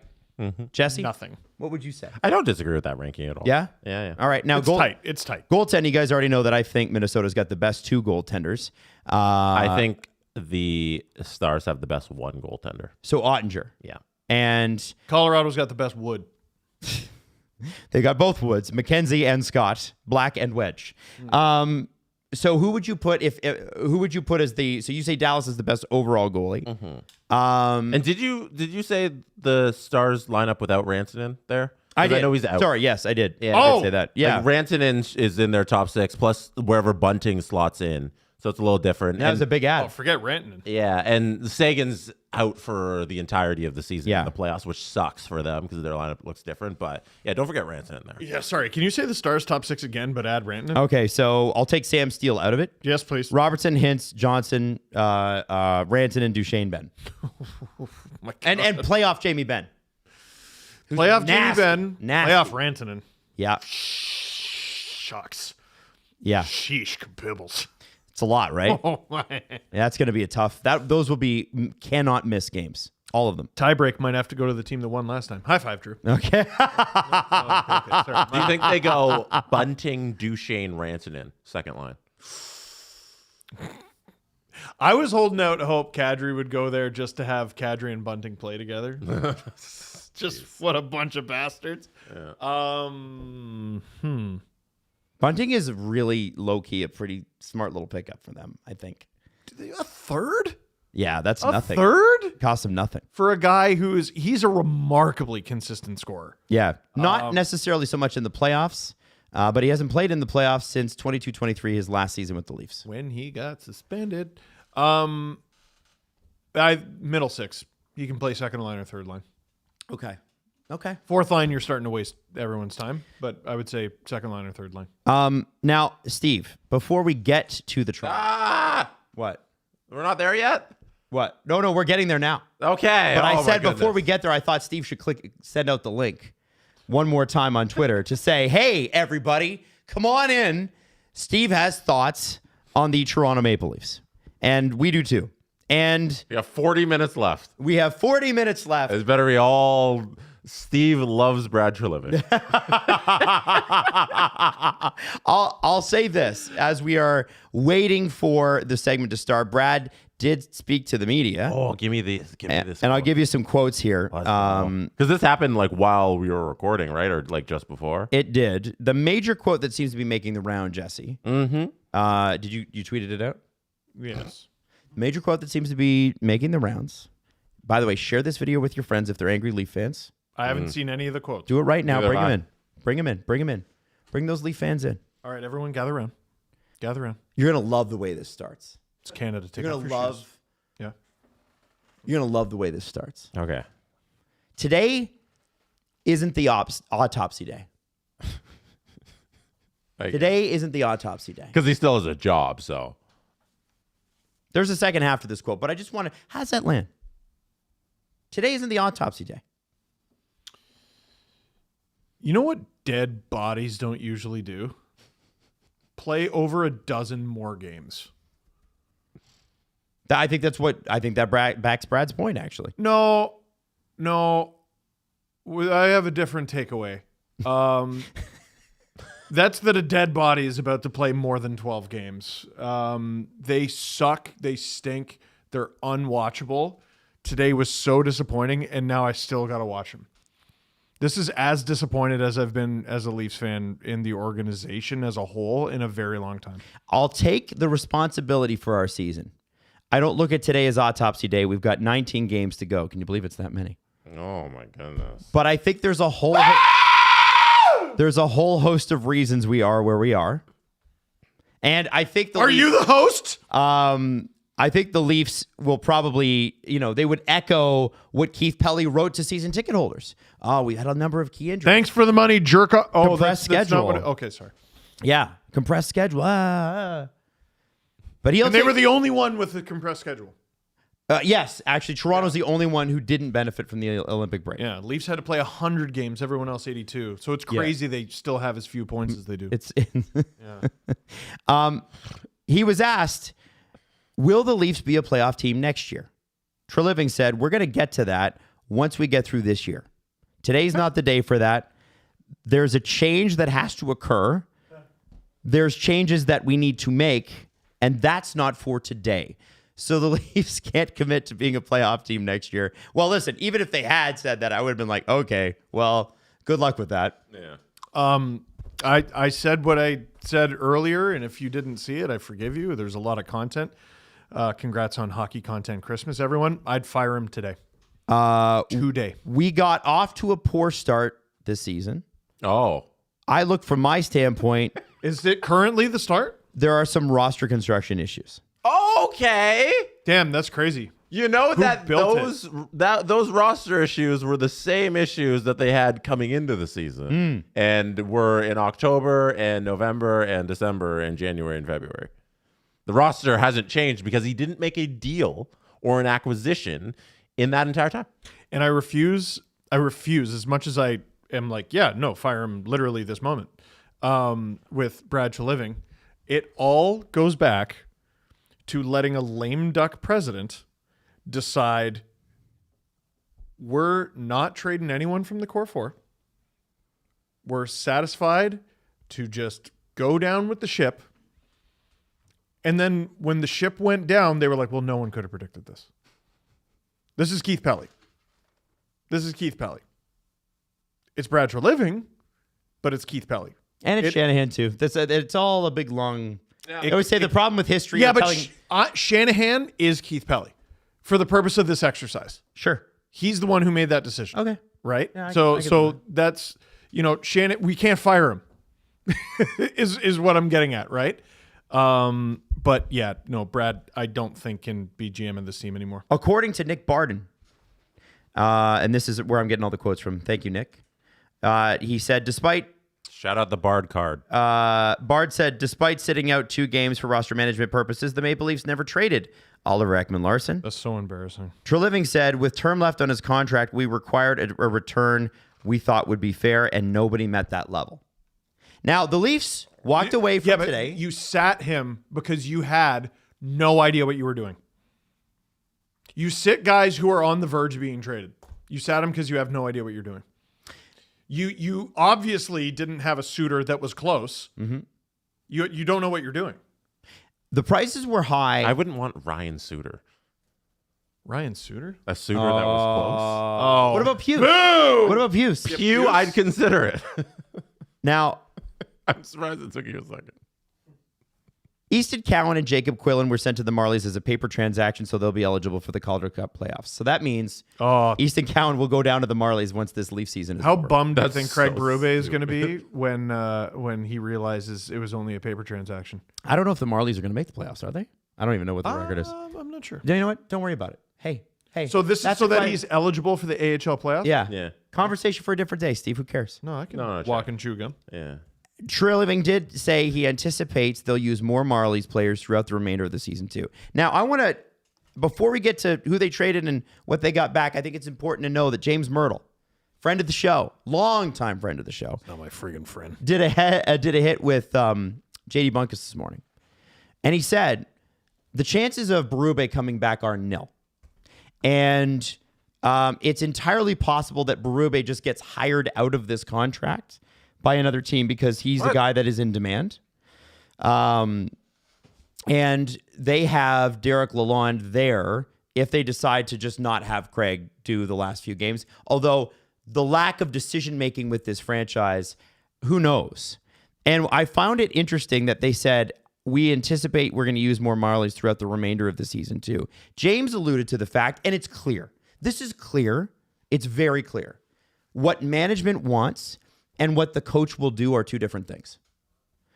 Why do you have Easton Cowan playing fourth line minutes? Why do you never move Scott Lawton up the lineup, who is now traded? Why do you have... For crazy value. Why do you have Calle Yarncroke switching in for a guy that is going to be part of the big future here?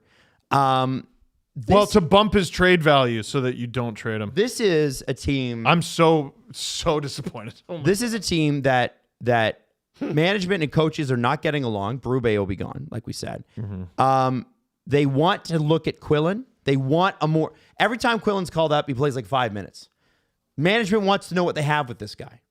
Another guy that I think we've been talking about a lot that moves a puck and they could use back there is, this is crazy, Will Villeneuve, who's having a great year with the Marlies. Completely psychotic. We're still having this conversation. Luke Hames has had 8 goals in his last 10 games. You might want to have a look at him at the NHL level for a couple of games. Bo Grew is your leading scorer. 50 points in 53 games, 27 goals. Actually scores on the power play. He has 27 goals. The next closest guy is 18. Burub is famous for not using Marlies. Look at Alex Steves and the success he's had in Boston this year. And so Burub, for me, we don't need to have that conversation. He was fired when Ottawa came into Toronto and limited the Leafs to, I think the shots were 16-2, and they almost went 20 minutes without a shot. You're done. He could coach the last 19 games. I hope he doesn't because I want them to have a look at things. Burub's done. That's off the table. Let's not talk about that. Let's not waste our time. But what is clear to me, yesterday the prices were sky high. Nick Waugh, we were able to get a first and I think a conditional fifth out of Colorado. That's correct, yeah. For Nick Waugh because the Kadri deal, the original one, fell through. So he got lucky there. And then we waited and we waited and we waited. And the Leafs waited. Yeah. Well, I didn't do anything. I waited for the Leafs to stop waiting. Yeah. I was waiting, Jesse. Yeah. I didn't make any transactions. Bobby McMahon told James Duthie this afternoon that he got a call from his agent after the deadline telling him he'd been traded. What happened here, and I'm going to show you. Bobby McMahon was traded for a second and a fourth. Michael McCarron was traded for a second. Bobby McMahon is a second and a fourth. Scott Lawton is a third. Let me tell you something, guys. The Leafs held on, and the market fell away. And who telegraphed that? Who telegraphed that for weeks? Had they done this yesterday, we need to get a first for Bobby McMahon. We need to get a first for Bobby McMahon. And then with an hour to go, they said, and TSN reported this, okay, well, we won't do a first now. We can do a second. They should have moved Scott Lawton and McMahon in January. Yes. February, mid-Feb. We can't do mid-Feb. Before the Olympic break. Anytime before that. Like, you're getting a first for Scott Lawton. Sometimes they waited and waited because they were convinced that this team was better than they are. And there was so much evidence that this team is bad. They turned. Yeah. And I'm sorry to interrupt you. I think this is important. If we're going to ratchet Steve up, okay? They turned Nikita Grabankin and next year's first-round pick into a third-round pick. And a couple fourths if you want to split hair. And a couple of fourths. No. Well, there's no fourth in the Laughton deal. The original one. Oh, in the original yeah, one. yeah. Okay, they fair. got draft picks from Philly in the Laughton deal. Okay, fair enough. Yeah. They did not trade OEL. They also did not trade Yarncroke. They also did not trade Stetcher. They also did not trade Nick Robertson, who has had a trade request, and Kevin Weeks alluded to doesn't want to be here. Benoit, Carlo. You're telling me you couldn't have got a similar package to the Falk deal for OEL? Who makes less? Yeah. He's older, not by much. He has more term, not by much. And again, he makes less. You're telling me that package wasn't there? Oh my God. Riley Carlo, McCabe Stetcher, Benoit Ekman Larson. Their D-core's untouched? Question mark. Fired. I would go to the Ford Performance Center. By the way, Michelli's still there too. Oh, And Domi's back. at least Michelli's an RFA. And you know Domi's back at center.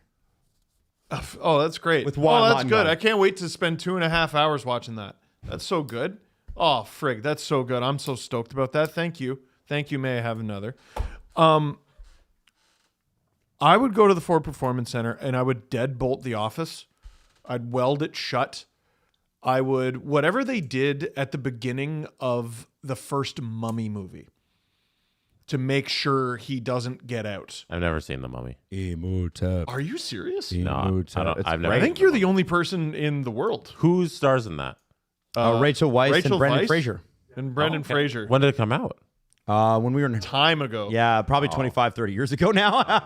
And don't look at me like I'm old. You were prime watching The Mummy age when that movie came out. You were. I don't know. How dare you? I had such a huge crush on Rachel Weisz too. Who the frig didn't? Yeah, her and Natalie Portman.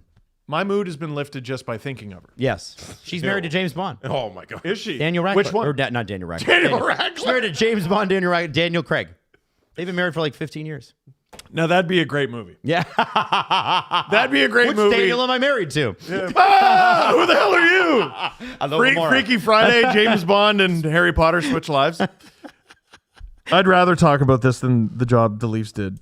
Where were we? They walked away from the deadline with a first. Yeah, when they second. drop all those massive blocks and they shut the pyramid in. Yeah. And they seal it with a bunch of spells and Oh, stuff. yeah, that's right. That is what I would do with the Ford Performance Center. I think it's inexcusable to still have Yarncroke and Stetcher in your lineup, in your system. Those are UFAs that anything is better than nothing. A conditional seventh wasn't available? A conditional bag of Petrie got a pucks. conditional seventh. Give them away.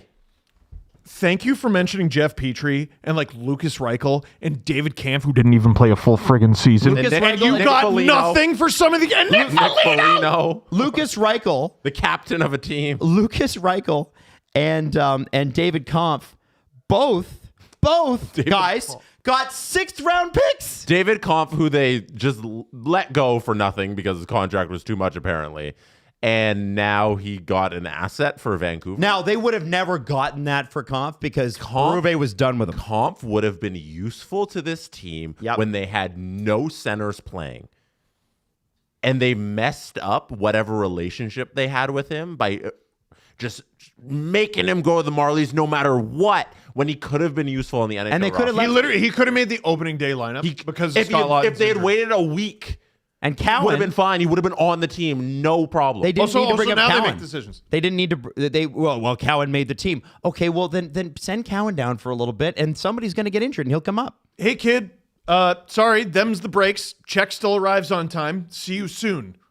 Holy The list of mistakes that the Leafs have made in the last calendar year is so lengthy. I find it interesting that Brad Treliving 3 separate times this year, or is it 2, has come out publicly and said, I support Craig Berube, because I don't think Craig Berube supports Brad. No, and you know, we've been yearning hilariously for the Kyle Dubas days over the past little bit. Some people are still very stubbornly steadfast against it. And listen, he made mistakes. He certainly did. I haven't been yearning for the Kyle Dubas days. I think Kyle Dubas has some real strength. Here's what I yearn for from the Kyle Dubas days. When the coach and GM were aligned, I'm sure they didn't agree on everything, but you had Babcock actively working against Kyle Dubas like a spoiled brat. Mm-hmm. Then he gets fired. Sheldon Keefe comes on. And they start actually agreeing on things, and they were on the same page. Brad comes in with Keefe, and for some reason, there's this year-long death march. They had that crazy, 25-hour meeting or whatever it was, and then they don't win in the playoffs, and you fire him anyway, like we all knew you were going to. And then Craig Berube and Brad Treliving got along for a season. Optimistically, half of each of their tenures. That's miserable. 5 assistant general managers. Brad Treliving as the general manager and Shane Doan as the assistant to the general manager. That is a 7-person team in the front office, not including everyone who works for them. What on God's green earth do you mean you ran out of time? None of you show up to work tomorrow. Well, the Brandon Carlo thing I want to talk about, because last year, and this is the rumor and this is the story, is the Leafs were, and Steve's going to hit the roof in a second, trying to get Rasmus Andersson. And the story goes, unconfirmed, that as if the Flames were ever going to do business with the Leafs, at the last second. We've been saying that for over a year, and they never. At the last second, they had to pivot to Brandon Carlo right before the trade deadline hit. And the reason it was only a top 5 protected pick is because Brad knew that he couldn't get through a deadline without making a right-handed shot defenseman a Toronto Maple Leaf, right? Needed to get one. And they were willing to move Minton, and they were willing to move the first. But Boston said, and rightfully so, yeah, we're not taking any protection on that beyond 5 picks. Boston said LMAO all the way to a. And had the Leafs included a third in that pick, they could have got Marchand too. Could have saved the trade. But instead, that conditional third, which upgraded to a second, went to Florida. Marchand went to Florida with that. They might literally be Stanley Cup champions. Those trades were made at essentially the same time. Yeah.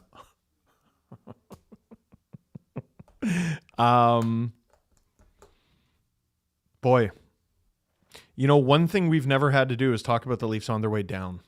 Mm-hmm. Yeah, we haven't. They were just down. They were in the basement. They were where they are now. Yeah. Which is not the basement. Which is the worst. The basement is actually better. Yeah. The basement is far better. We're just on the stairs, sort of looking into the basement. Yeah. And then you have to tumble down them a little bit, Peter Griffin style. And they're still on the way down. How do you feel like you are handling this? Still getting used to it. It's only sent me to the ER once. That's a wild thing to say. It is a wild thing to say. Also, don't overdo anti-inflammatories, kids. I'm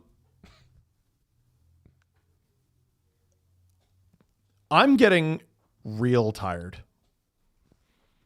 about being right with, listen, Ducks, wrong. Red Wings, wrong. I've been wrong about a bunch of teams. I'm going to need you to point to when I've been wrong about the Leafs. For years and years and years, we telegraphed on the show so extensively every single issue they were not just were encountering, were going to encounter. The Marner Nylander choice, you got to do something here. You can't keep going with the core 4. They locked themselves into that fate. Guys, you're not a playoff team. You got to get your work done. You got to get your work done early. Hurry up, hurry up. They left it to the last minute, and they're left pissing into the wind, getting pennies on the dollar for McMahon and pennies on the dollar for Lawton. Having a condition on the trade, if we make the playoffs, it becomes a second when they're not even in the playoffs, and it won't even be a second this year, I'm pretty sure. You have to wonder, too, the first rounder that Edmonton sent to Chicago. I think Oilers fans and I think Leafs fans would be much happier. Oh, you missed the boat! If the Leafs hadn't have missed the boat there. And I think you completely missed the boat. That's where the market fell out. And think of the conditional pick you could have potentially got from Edmonton based on playoff performance or something, and then you're not making a playoff based bonus deal with the Kings, who are not even in a playoff spot. We said, don't wait. Stop waiting. What was the illusion? What was the illusion? You were going to get in and you were going to play the role of the 2021 Montreal Canadiens? Who's Carey Price? Who's Shea Weber? Who's Shea Weber? Who's Phil Deneau? Who's Phil Deneau? Oh, the fans, they're just so loud and crazy. You'd go crazy too if you saw obvious problems right in front of your face and no one was doing anything about it. And now here we are today in one of the worst positions in the entire 32-team National Hockey League. Sorry if I'm not in a good mood about it. And Darren Dreger saying yesterday on Overdrive that Toronto's going to have a hard time attracting players. Which, by the way, did Darren say that? Did Darren Dreger say that? He did say that. Did he say that? Let's go. Thanks for all your help in 2019 there, bud. He loves this place. Well, he loves his team. I checked in with some people always helpful. And there was significant pushback within the league on that comment. So good. All hope is not lost. That's one person's opinion. Mm-hmm. I worry about whose opinion that is, though. And I think that's an important one. Now, Jack, does the dude who's tight with Darren Ferris have that opinion? Yeah? Yeah? I wasn't suggesting that. I have no idea where that came from. That's just nakedly true. Like, I'm not even calling a guy out. Would someone like to counter the authenticity of what I just said? Well, I'm so sick of, like, for years, like, it's just, we're the scientists everyone ignores in every disaster movie. It's all right, it's Mr. Jurassic Scientist. Park. Yeah. It's Jurassic Park. You're saying yes! the dinosaurs are going to come alive and eat you. We are Jeff Goldblum. Yeah. We're whoever it was in The Day After Tomorrow. Have you ever seen the movie Don't Look Up? Yes! Yeah, that's a great movie. That's closer to reality. That's what I'm Leo DiCaprio going, into the microphone, dead into the camera. Do something! There's an asteroid! And then the president of your favorite hockey team calls the asteroid and says, we're not moving you. Right. And now we're here. Thanks, guys. Thanks, all involved. Before the deadline, we set the over-under at 3.5 moves. They made 3 moves. That leaves me disappointed. You could spell out everything they should do, and once again, they've decided not to do them. And Brad talked about this not being autopsy day. Like, you might go, well, look at the Nick Waugh trade. There's your saving grace. That pick isn't until next friggin' year. Mm-hmm. And unless somehow you find a way for someone to give you a 2026 first for your 2027 first, which they're probably not going to do. Or if you just move that for an asset, like a player. Or move that for an asset. Well, I'd love to know. I do want you to know, as a Leaf fan, if you're watching this, the Leafs do not have a pick in the first 2 rounds of this draft. I think it's better that they do give that pick to Boston this season. I think I'm an outlier amongst Leaf fans who kind of want to try and get the top first overall pick or a top 5 pick. But if they don't, I am perfectly fine with giving that pick to Boston. Like, you don't want to get into a situation where they're bad again next year and there's potentially in just unprotected pick going to Philly or Boston. You don't want to get into that situation. I'm sorry. This could be a long-term thing. That's the little sidebar about this whole thing that nobody kind of wants to touch. Some people want to touch it because they hate us, Leaf fans. But the Leafs could be in trouble here for a number of years. I'm hopeful, and I think there's an avenue to do a quick retool here. But if things are truly as south as they could be potentially, if the rest of the lineup can't turn into something and they can't flip the assets and the GM stays here, they could miss the playoffs again next year. And then you're talking about the Matthews thing where he doesn't want to stick around because he's not into losing. They love talking about that. Listen, today's not this year's autopsy.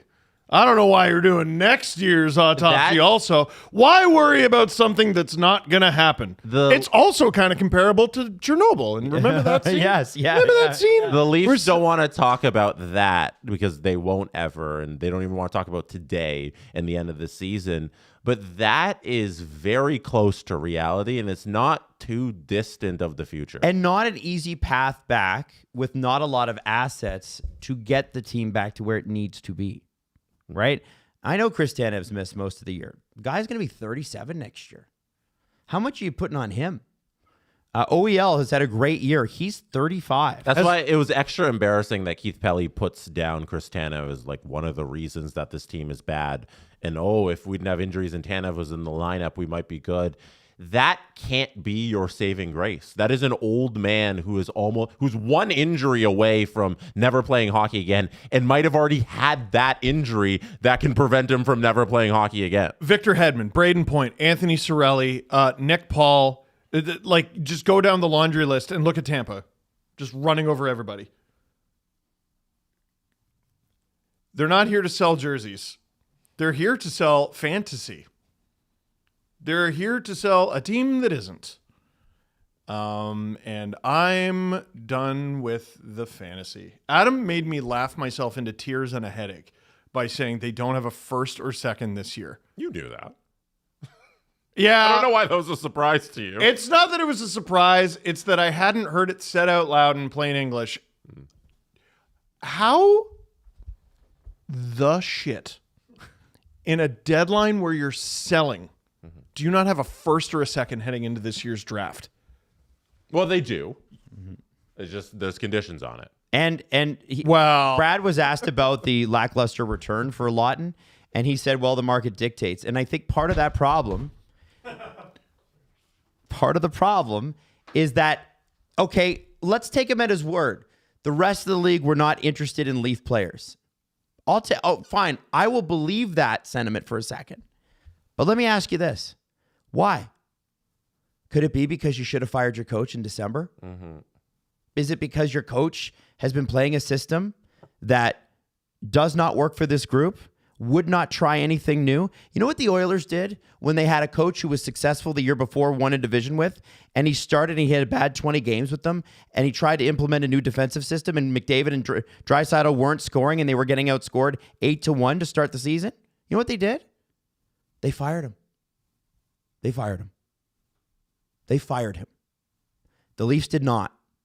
The Leafs fired their power play coach, who led to a minor bump, and that is it. They were good for like a week and a half and did a victory lap about it. It's unbelievable to me.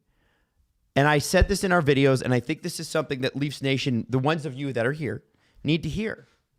Brad Treliving has a reputation of being somebody who has a hard time making a decision. I have heard it time and time and time again. We were told that the day he signed here, and it's unbelievable how true it was. From the sources that I talk to, everybody, inside, outside, everybody who knows somebody who's dealt with, says it's hard to get a definitive answer out of Brad about anything. And I think he doesn't even have answers about his answers. If I am to take him at his word that the market was not there for a Scott Lawton or a Bobby McMahon or whatever, first off, then you misread the market. Yep. Number two, the reason it's not is because especially Scott Lawton's numbers don't look great if you haven't watched him. He's played awesome. I love Scott Lawton, and I wish him all the best. He's played awesome. The reason his numbers look like shit is because you got a head coach who's literally drumming the life out of this team. You guys saw yesterday, Burub screaming at the players. Max Domi turned his back on him. Oh, I know. None of them were even listening. That was embarrassing for everybody involved. This is so over. Burub plays a terrible system of hockey that doesn't suit his players. And his solution to that is by continuing to play that system of hockey. And the GM can't make moves to improve the roster because he's afraid of making moves in either direction. And now we just have I didn't want to swear, but cluster of just bad management on every level of this organization. Keith Pelley fired a bunch of presidents that ran these different teams that were at least people who understood the sport and the money and business side, so that they could be a medium point in between the president and the overseer and the board. And he got rid of those people because Rogers loves cuts. And then now they've been left with a GM who's out of his depth and a head coach who nobody can get rid of. And a CEO, it's a disaster. Jesse, and a CEO that you can't convince me is prepared for this. No, a CEO so out of his doesn't depth. know what he's doing and has too much responsibility and got rid of people that could have really helped him with the responsibilities now that he now has. And if he wanted to get rid of them, he didn't replace them. Exactly. Who on earth- he got rid of the positions. Who on earth is equipped to run 6 sports teams Nobody. at once? He's the president of all of them. The arrogance, the hubris from the people who signed the checks down to the guy who took the job. Mostly the people who signed the checks because, listen, the check is a check. I'll take the check. Shitty job. I'll try it. I'll give Shitty it a job, shot. good job. I get the check either way, right? The idea that came across their desk as an idea. Hey, what if we had one guy run 6 teams? The fact that got passed, what if we tried this, and wasn't laughed out of the room is so deeply concerning. Well, I'll tell you something. It went largely under the radar, but the TFC grabbed a pretty massive star out of the EPL who's coming back here. And Wasn't he under the second league? Oh, he's in the second league. Yeah, he had played in the EPL, but the team had been demoted. He wants to get back on the U.S. national team's last name Sargent. And at the press conference, Josh Cloak from The Athletic was there and asked Keith, who was at the press conference, questions about this. And Keith said, this ain't the day to talk about the Leafs. And I get that. When is it? I get that. But the fact that Keith Pelley is there. That's I'm so glad that you got to there. Because Keith Pelley should not be at these press conferences. You are There the should be business manager. Somebody he employed to run the team to be at these press conferences. And Jesse, you know who was? The general manager. This is the thing. If Brad wants to make a trade, the only person he's got to get approval from is Keith. Yeah, Adam, Keith. here, pull it up. What? Pull what up? Pull up the Keith Pelley press conference from today. It's the trade deadline. Pull it up. Yeah. Pull it up. He was happy to be there when they were bringing somebody in. Yeah. Grossly. Who's doing a good job? Name one guy.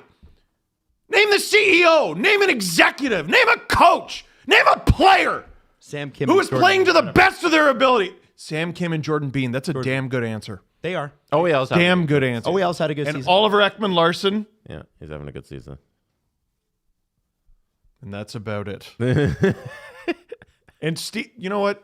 All Steve Sullivan has done is stood there on the bench in his nice suit and glasses. And Power Mona plays Lisa's look smile. nice under Steve Sullivan. All PKs right, look good. let's go with the list of the sinless.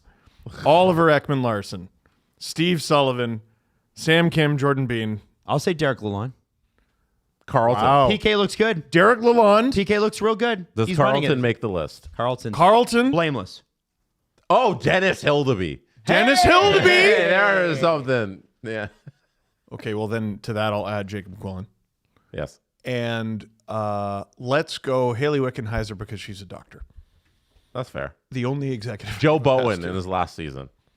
Oh. I got mixed reaction. All right, let me give you this. Stay safe, gorgeous. Treliving said 0-4-2 on this 0-4-2 skid. Remember, they have not won since the Western road trip before the Olympics. Uh-huh. He said, we came out flat, and That's so long ago. I know. Bro. Steve and Bro, Jesse, calendar month. Holy shit. Hey, it's March 6th. The last win was on March 5th or February 5th. It's been a calendar month. Since we've seen the Leafs win a game. Win a game. Jeez. Now, there hasn't been a calendar month worth of play, but you know what I'm saying. It's still a long time. Sorry, I was just puttering around on the AHL website real quick before you keep going, Adam. The 3 of the top 5 teams in the AHL belong to Atlantic Division teams. Excellent. This is going to get so much worse before it gets better. True living on the Leafs 0-4-2 skid coming out of the Olympic break. We came out of the break flat, and it's important for us to find out why. I can't give you a good reason. It's not anything we anticipated. We're pros. We're in the best league in the world. It's a privilege to play in this league. And here's the highlight. We've got to compete as such. And you know, watching that Rangers game last night, that the Leafs fell to pieces after the third Rangers goal. And I know what this looks like. That's not falling to pieces because you're mentally fragile. That's falling to pieces because you know what? Fuck this. Yeah, dude. Yeah. Like you're in the talent evaluation business and you flunked. Beginning, middle, end. Yeah, it's the NHL. It's hard. It's yeah. I get it. You didn't pull the rug. You didn't pull the chute. They pulled the rug. When you should. Oh, they pulled the rug. You didn't pull the chute when you should have. And then you got your show run at the trade deadline. You made one deal ahead of the trade deadline, and it's the one you did the best in. Should we take any lessons from that? Are we noticing? Are we making observations? Holy shit, guys. Fans can hold your hands through this. It's abysmal. Yeah. I'm not interested in anyone coming back. Ugh. For what? For what reason? So with that, and I think you're right, and you would be right to not invest any of your time watching the Toronto Maple Leafs the rest of the way, but we will be watching. Oh, you should definitely still tune into LFR and the SDP. Yeah, absolutely. We'll just tell you how it went. Jesse, can we do the press conference? Yeah, let me hit the button. You know what my LFRs aren't? 2.5 hours. The Presser. SDP. The Steve Dangle Press Conference. A Waker degree with the super chat says, can we quickly get a tier list / rating of where the current post-deadline Leafs rank amongst the Leafs teams of the last 15-ish years? Boy. I genuinely think this might be the worst. If you got to give a ranking of where this team ranks in the last 15 years, where do you think it's going to You're not Horacek bad yet. No. But you could be. I think this team's going to sink like a rock. The Horacek era Leafs at least sold. Though. Yeah. And they picked fourth. They had their own first. Yeah. Yeah. Fair. Even like 13, 14, they fell off a cliff. They had their own first. But there's 10 years of teams that are ahead of them. Yeah, so that's already, they're in the top five. They're of bottom five, excuse me. Yeah. Bottom five. They're bottom two and they ain't two. I would say they're the team, they're up there with the team, which I think is the worst Leafs team, which is the team after they made the playoffs in that half season at the lockout. I think it was 11-12 was the lockout. 13-14, or no, sorry, 12-13 was the lockout. 12-13 was lockout. So 13-14 was our first full season. That, I think, was the worst Maple Leafs team we've ever seen. And not because they weren't more talented. They fell off a cliff just like they'd done several years before. And that's when it really started to unravel. Randy Carlyle, Phil Kessel, Dion Phaneuf. It was like, oh, we've signed Kessel to this long contract, Phaneuf to this. Phaneuf's definitely not worth it. Kessel might not be worth it. Probably isn't. We're in deep shit. And I think that's that feeling. That's how I feel right now. Like a lot of the Brian Burke era Leafs, those were bad teams, but he would do things that would remind you someone's home. Yeah. Someone's awake. And Treliving waited over 225 days or whatever it was between trades. Yep. On a team that was bad almost the whole time. I think this is bottom, worst. Okay. Jesse. Next up, Tim Hicks, 588 writes with a super chat. Hi, Tim. Hey, guys. Big fan. I'm from Buffalo. The city is electric about the Sabres, and I'm 24, and they haven't been in the playoffs since I was 9. So excited for Buffalo to be backing their team in the playoffs come spring. Keep up the great work. Hey, that's awesome. Say a nice thing about Buffalo, Steve and Adam. Oh, man. Well, we did in the video today. Yeah, I've been singing the praises of Tampa as a wagon. So Buffalo's tied with Tampa right now. Tampa has 2 games in hand, but here's the real takeaway. Buffalo's won 5 straight. Tampa's lost 4 straight. And whack, they are tied together. They're an exciting team. They're where hockey is going. They're easy to root for. Yeah. And this is for a team that I hated viscerally growing up because they would always beat mine, and they would always beat mine in the worst slog of a way. Yeah, they weren't a fun team to play against ever. If you managed to score 2 goals against Dominic Hasek, and you didn't win that game 2-1, you weren't winning it. You weren't winning it. It was a horrible watch, and that's why I hated those damn hockey teams. This iteration of the Sabres, I think you're a friggin' jerk if you cheer against them. Yeah. Like, dude, they haven't been in the playoffs in forever. Like, this is almost like on par with like the Hamburglar Sens, where like, I hate you, but gosh darn it, I respect you. Yeah. I'll just say this, and I said it in the camera, I'll say it again. I am very excited for the Buffalo Sabres playoff run, no matter how long it lasts. I think it's going to be super fun. As I keep saying, they acquired almost 13 feet of defensemen today. They're big, they're scary, they're fun, they're electric, and they sometimes play a little shoddy defense too, which makes them even more exciting. You're 3 for 3, mate. Nicholas says, Flyers fan in Toronto bought a Leafs Lawton jersey from the Real Sports store when he was traded here. The nameplate peeled half off with one where, even though it was $250, the Toronto Maple Leafs organization hates their fans. Thank you for the super chat, Nicholas. Oh, I had a chat yesterday with a season ticket holder who just gave up their season tickets and is just having a hell of a time getting their money back out. Wow. Emails and calls and whatever, they make it really hard. They're not, Dang. I'll tell you, man, season ticket holders are furious with this team. They're furious with this team. They do not treat their season ticket holders well. I know it's a business thing. Just throwing that out there. Ref Boyardee wants to know. Steve, you say you want Burub fired today, and I get why. Yep. But why do the Leafs, and the core specifically, deserve to get the new coach bump they wanted all year after all this? Why not fire him after the season ends? There's definitely an argument for that. There's an argument for that. The argument that I'm not interested in is, well, I'm not giving these players another coach. They've had fewer coaches than Connor McDavid. That's an objective truth. Look it up. It's only by one, but it's still true. Connor McDavid has had more coaches in the NHL than William Nylander and Austin Matthews. And saw almost no success until this recent one. Yes. Last one. We'll call it a show. Yeah, sure. Ches, you can continue on your hate train. No, it's all right. You can continue on your hate train with this question. Okay. Don't worry. It's not all right. You need to get ramped up again. Sorry. Has there ever been a hockey GM that has screwed over more Canadian fans than Brad? He has been a major part of nuking 2 Canadian hockey teams. Oh, man. He also built the Flames, too. Like, he built them, and then I guess you could argue nuke them. But he did build them. Didn't they win the President's Trophy? Yeah. And the reason Gaudreau left is because ownership didn't want to give him the money he wanted. And Brad did not have the permission to go to Gaudreau with the money that he wanted until 11 p.m. June 30th. And that is when Gaudreau was said, I'm already out, guys.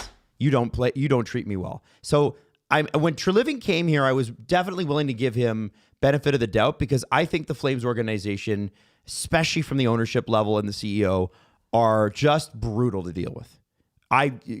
Craig Conroy has the patience of a saint. He's Mother Teresa. They did not win the President's Trophy. Oh, they were good. They had 2-4. They had The 40, division? 40. Division? What? They were the 1 seed in the West and then lost in 5 games to the 8 seed Colorado. Right. All right. I don't know if you guys. I don't think that's a compliment. I don't think that's a compliment to Brad. Yeah. Yeah. I thought that was the year. What about the year they played the Oilers? I don't know. What? Never mind. They didn't. They haven't won the President's Trophy since. Well, they were 19... They were good. They were really good that year in the 89. regular season. All I'm saying is I was willing to give Brad benefit of the doubt. Turns out Flames fans were right. Yep. No thanks. No, there was reason. Have we gotten all the major super chats? We have. Thank you for all the super chats. Sorry we couldn't get to all the questions, but I mean, yeah, it's been 2 hours. it's a long show. We have, Listen, the thing with Brad was, well, we know that the knuckleheads above him are interfering, which they're still doing, by the way, to the new guy. You could argue he's handling it better, but they're still doing it. So I'm willing to see what he can do in Toronto. Oh, okay. I think I'm done seeing what he has to do in Toronto. And let's clean slate it, fellas. Hey, you know what? Keith's brilliant. Keith Pelly's brilliant. He manages 6 sports teams. So here's what I'd like him to Just do. manage the business part. Here's what I'd like him to do. Fix it. Fix it right from the beginning. No coach, no GM, You have 5 AGMs. You can pick which ones to keep and which ones to not. Yeah, I think that needs to be addressed too. I think there's too many voices in there. I don't think they need that many GMs. I don't know enough about it. Maybe there's not enough. Like, not enough voices, I mean. Maybe not enough voices that are listened to. I'm sure there's plenty of voices. And maybe it just turned into white noise. Yeah. Oof. Yeah, it's a rough way to go, but the Leafs had a terrible trade deadline. Just not really bad. Not good. Really bad. And they got saved by the Calgary Flames, believe it or not. Ekman Larson playing tomorrow is humiliating. Yep. Well, he wanted to. At least we know he wants to be here. Yeah. I was told nobody wants to play here. He does. He was the one who didn't want to get traded. He was sitting out because he would have waived. Yeah. Yeah. Anyway, Well, would have waived. He didn't have trade protection, but we will leave it there. Yeah. Thank you so much for tuning in. And don't forget, we got videos. We even got more coming out tonight on the SDPN YouTube channel. Steve will be live streaming tomorrow. Oh, yeah. For hockey. oh, my God. Do I have to? You do. And then we'll have the SDP on Monday. And look out for the CJ show as well. Happy trade deadline.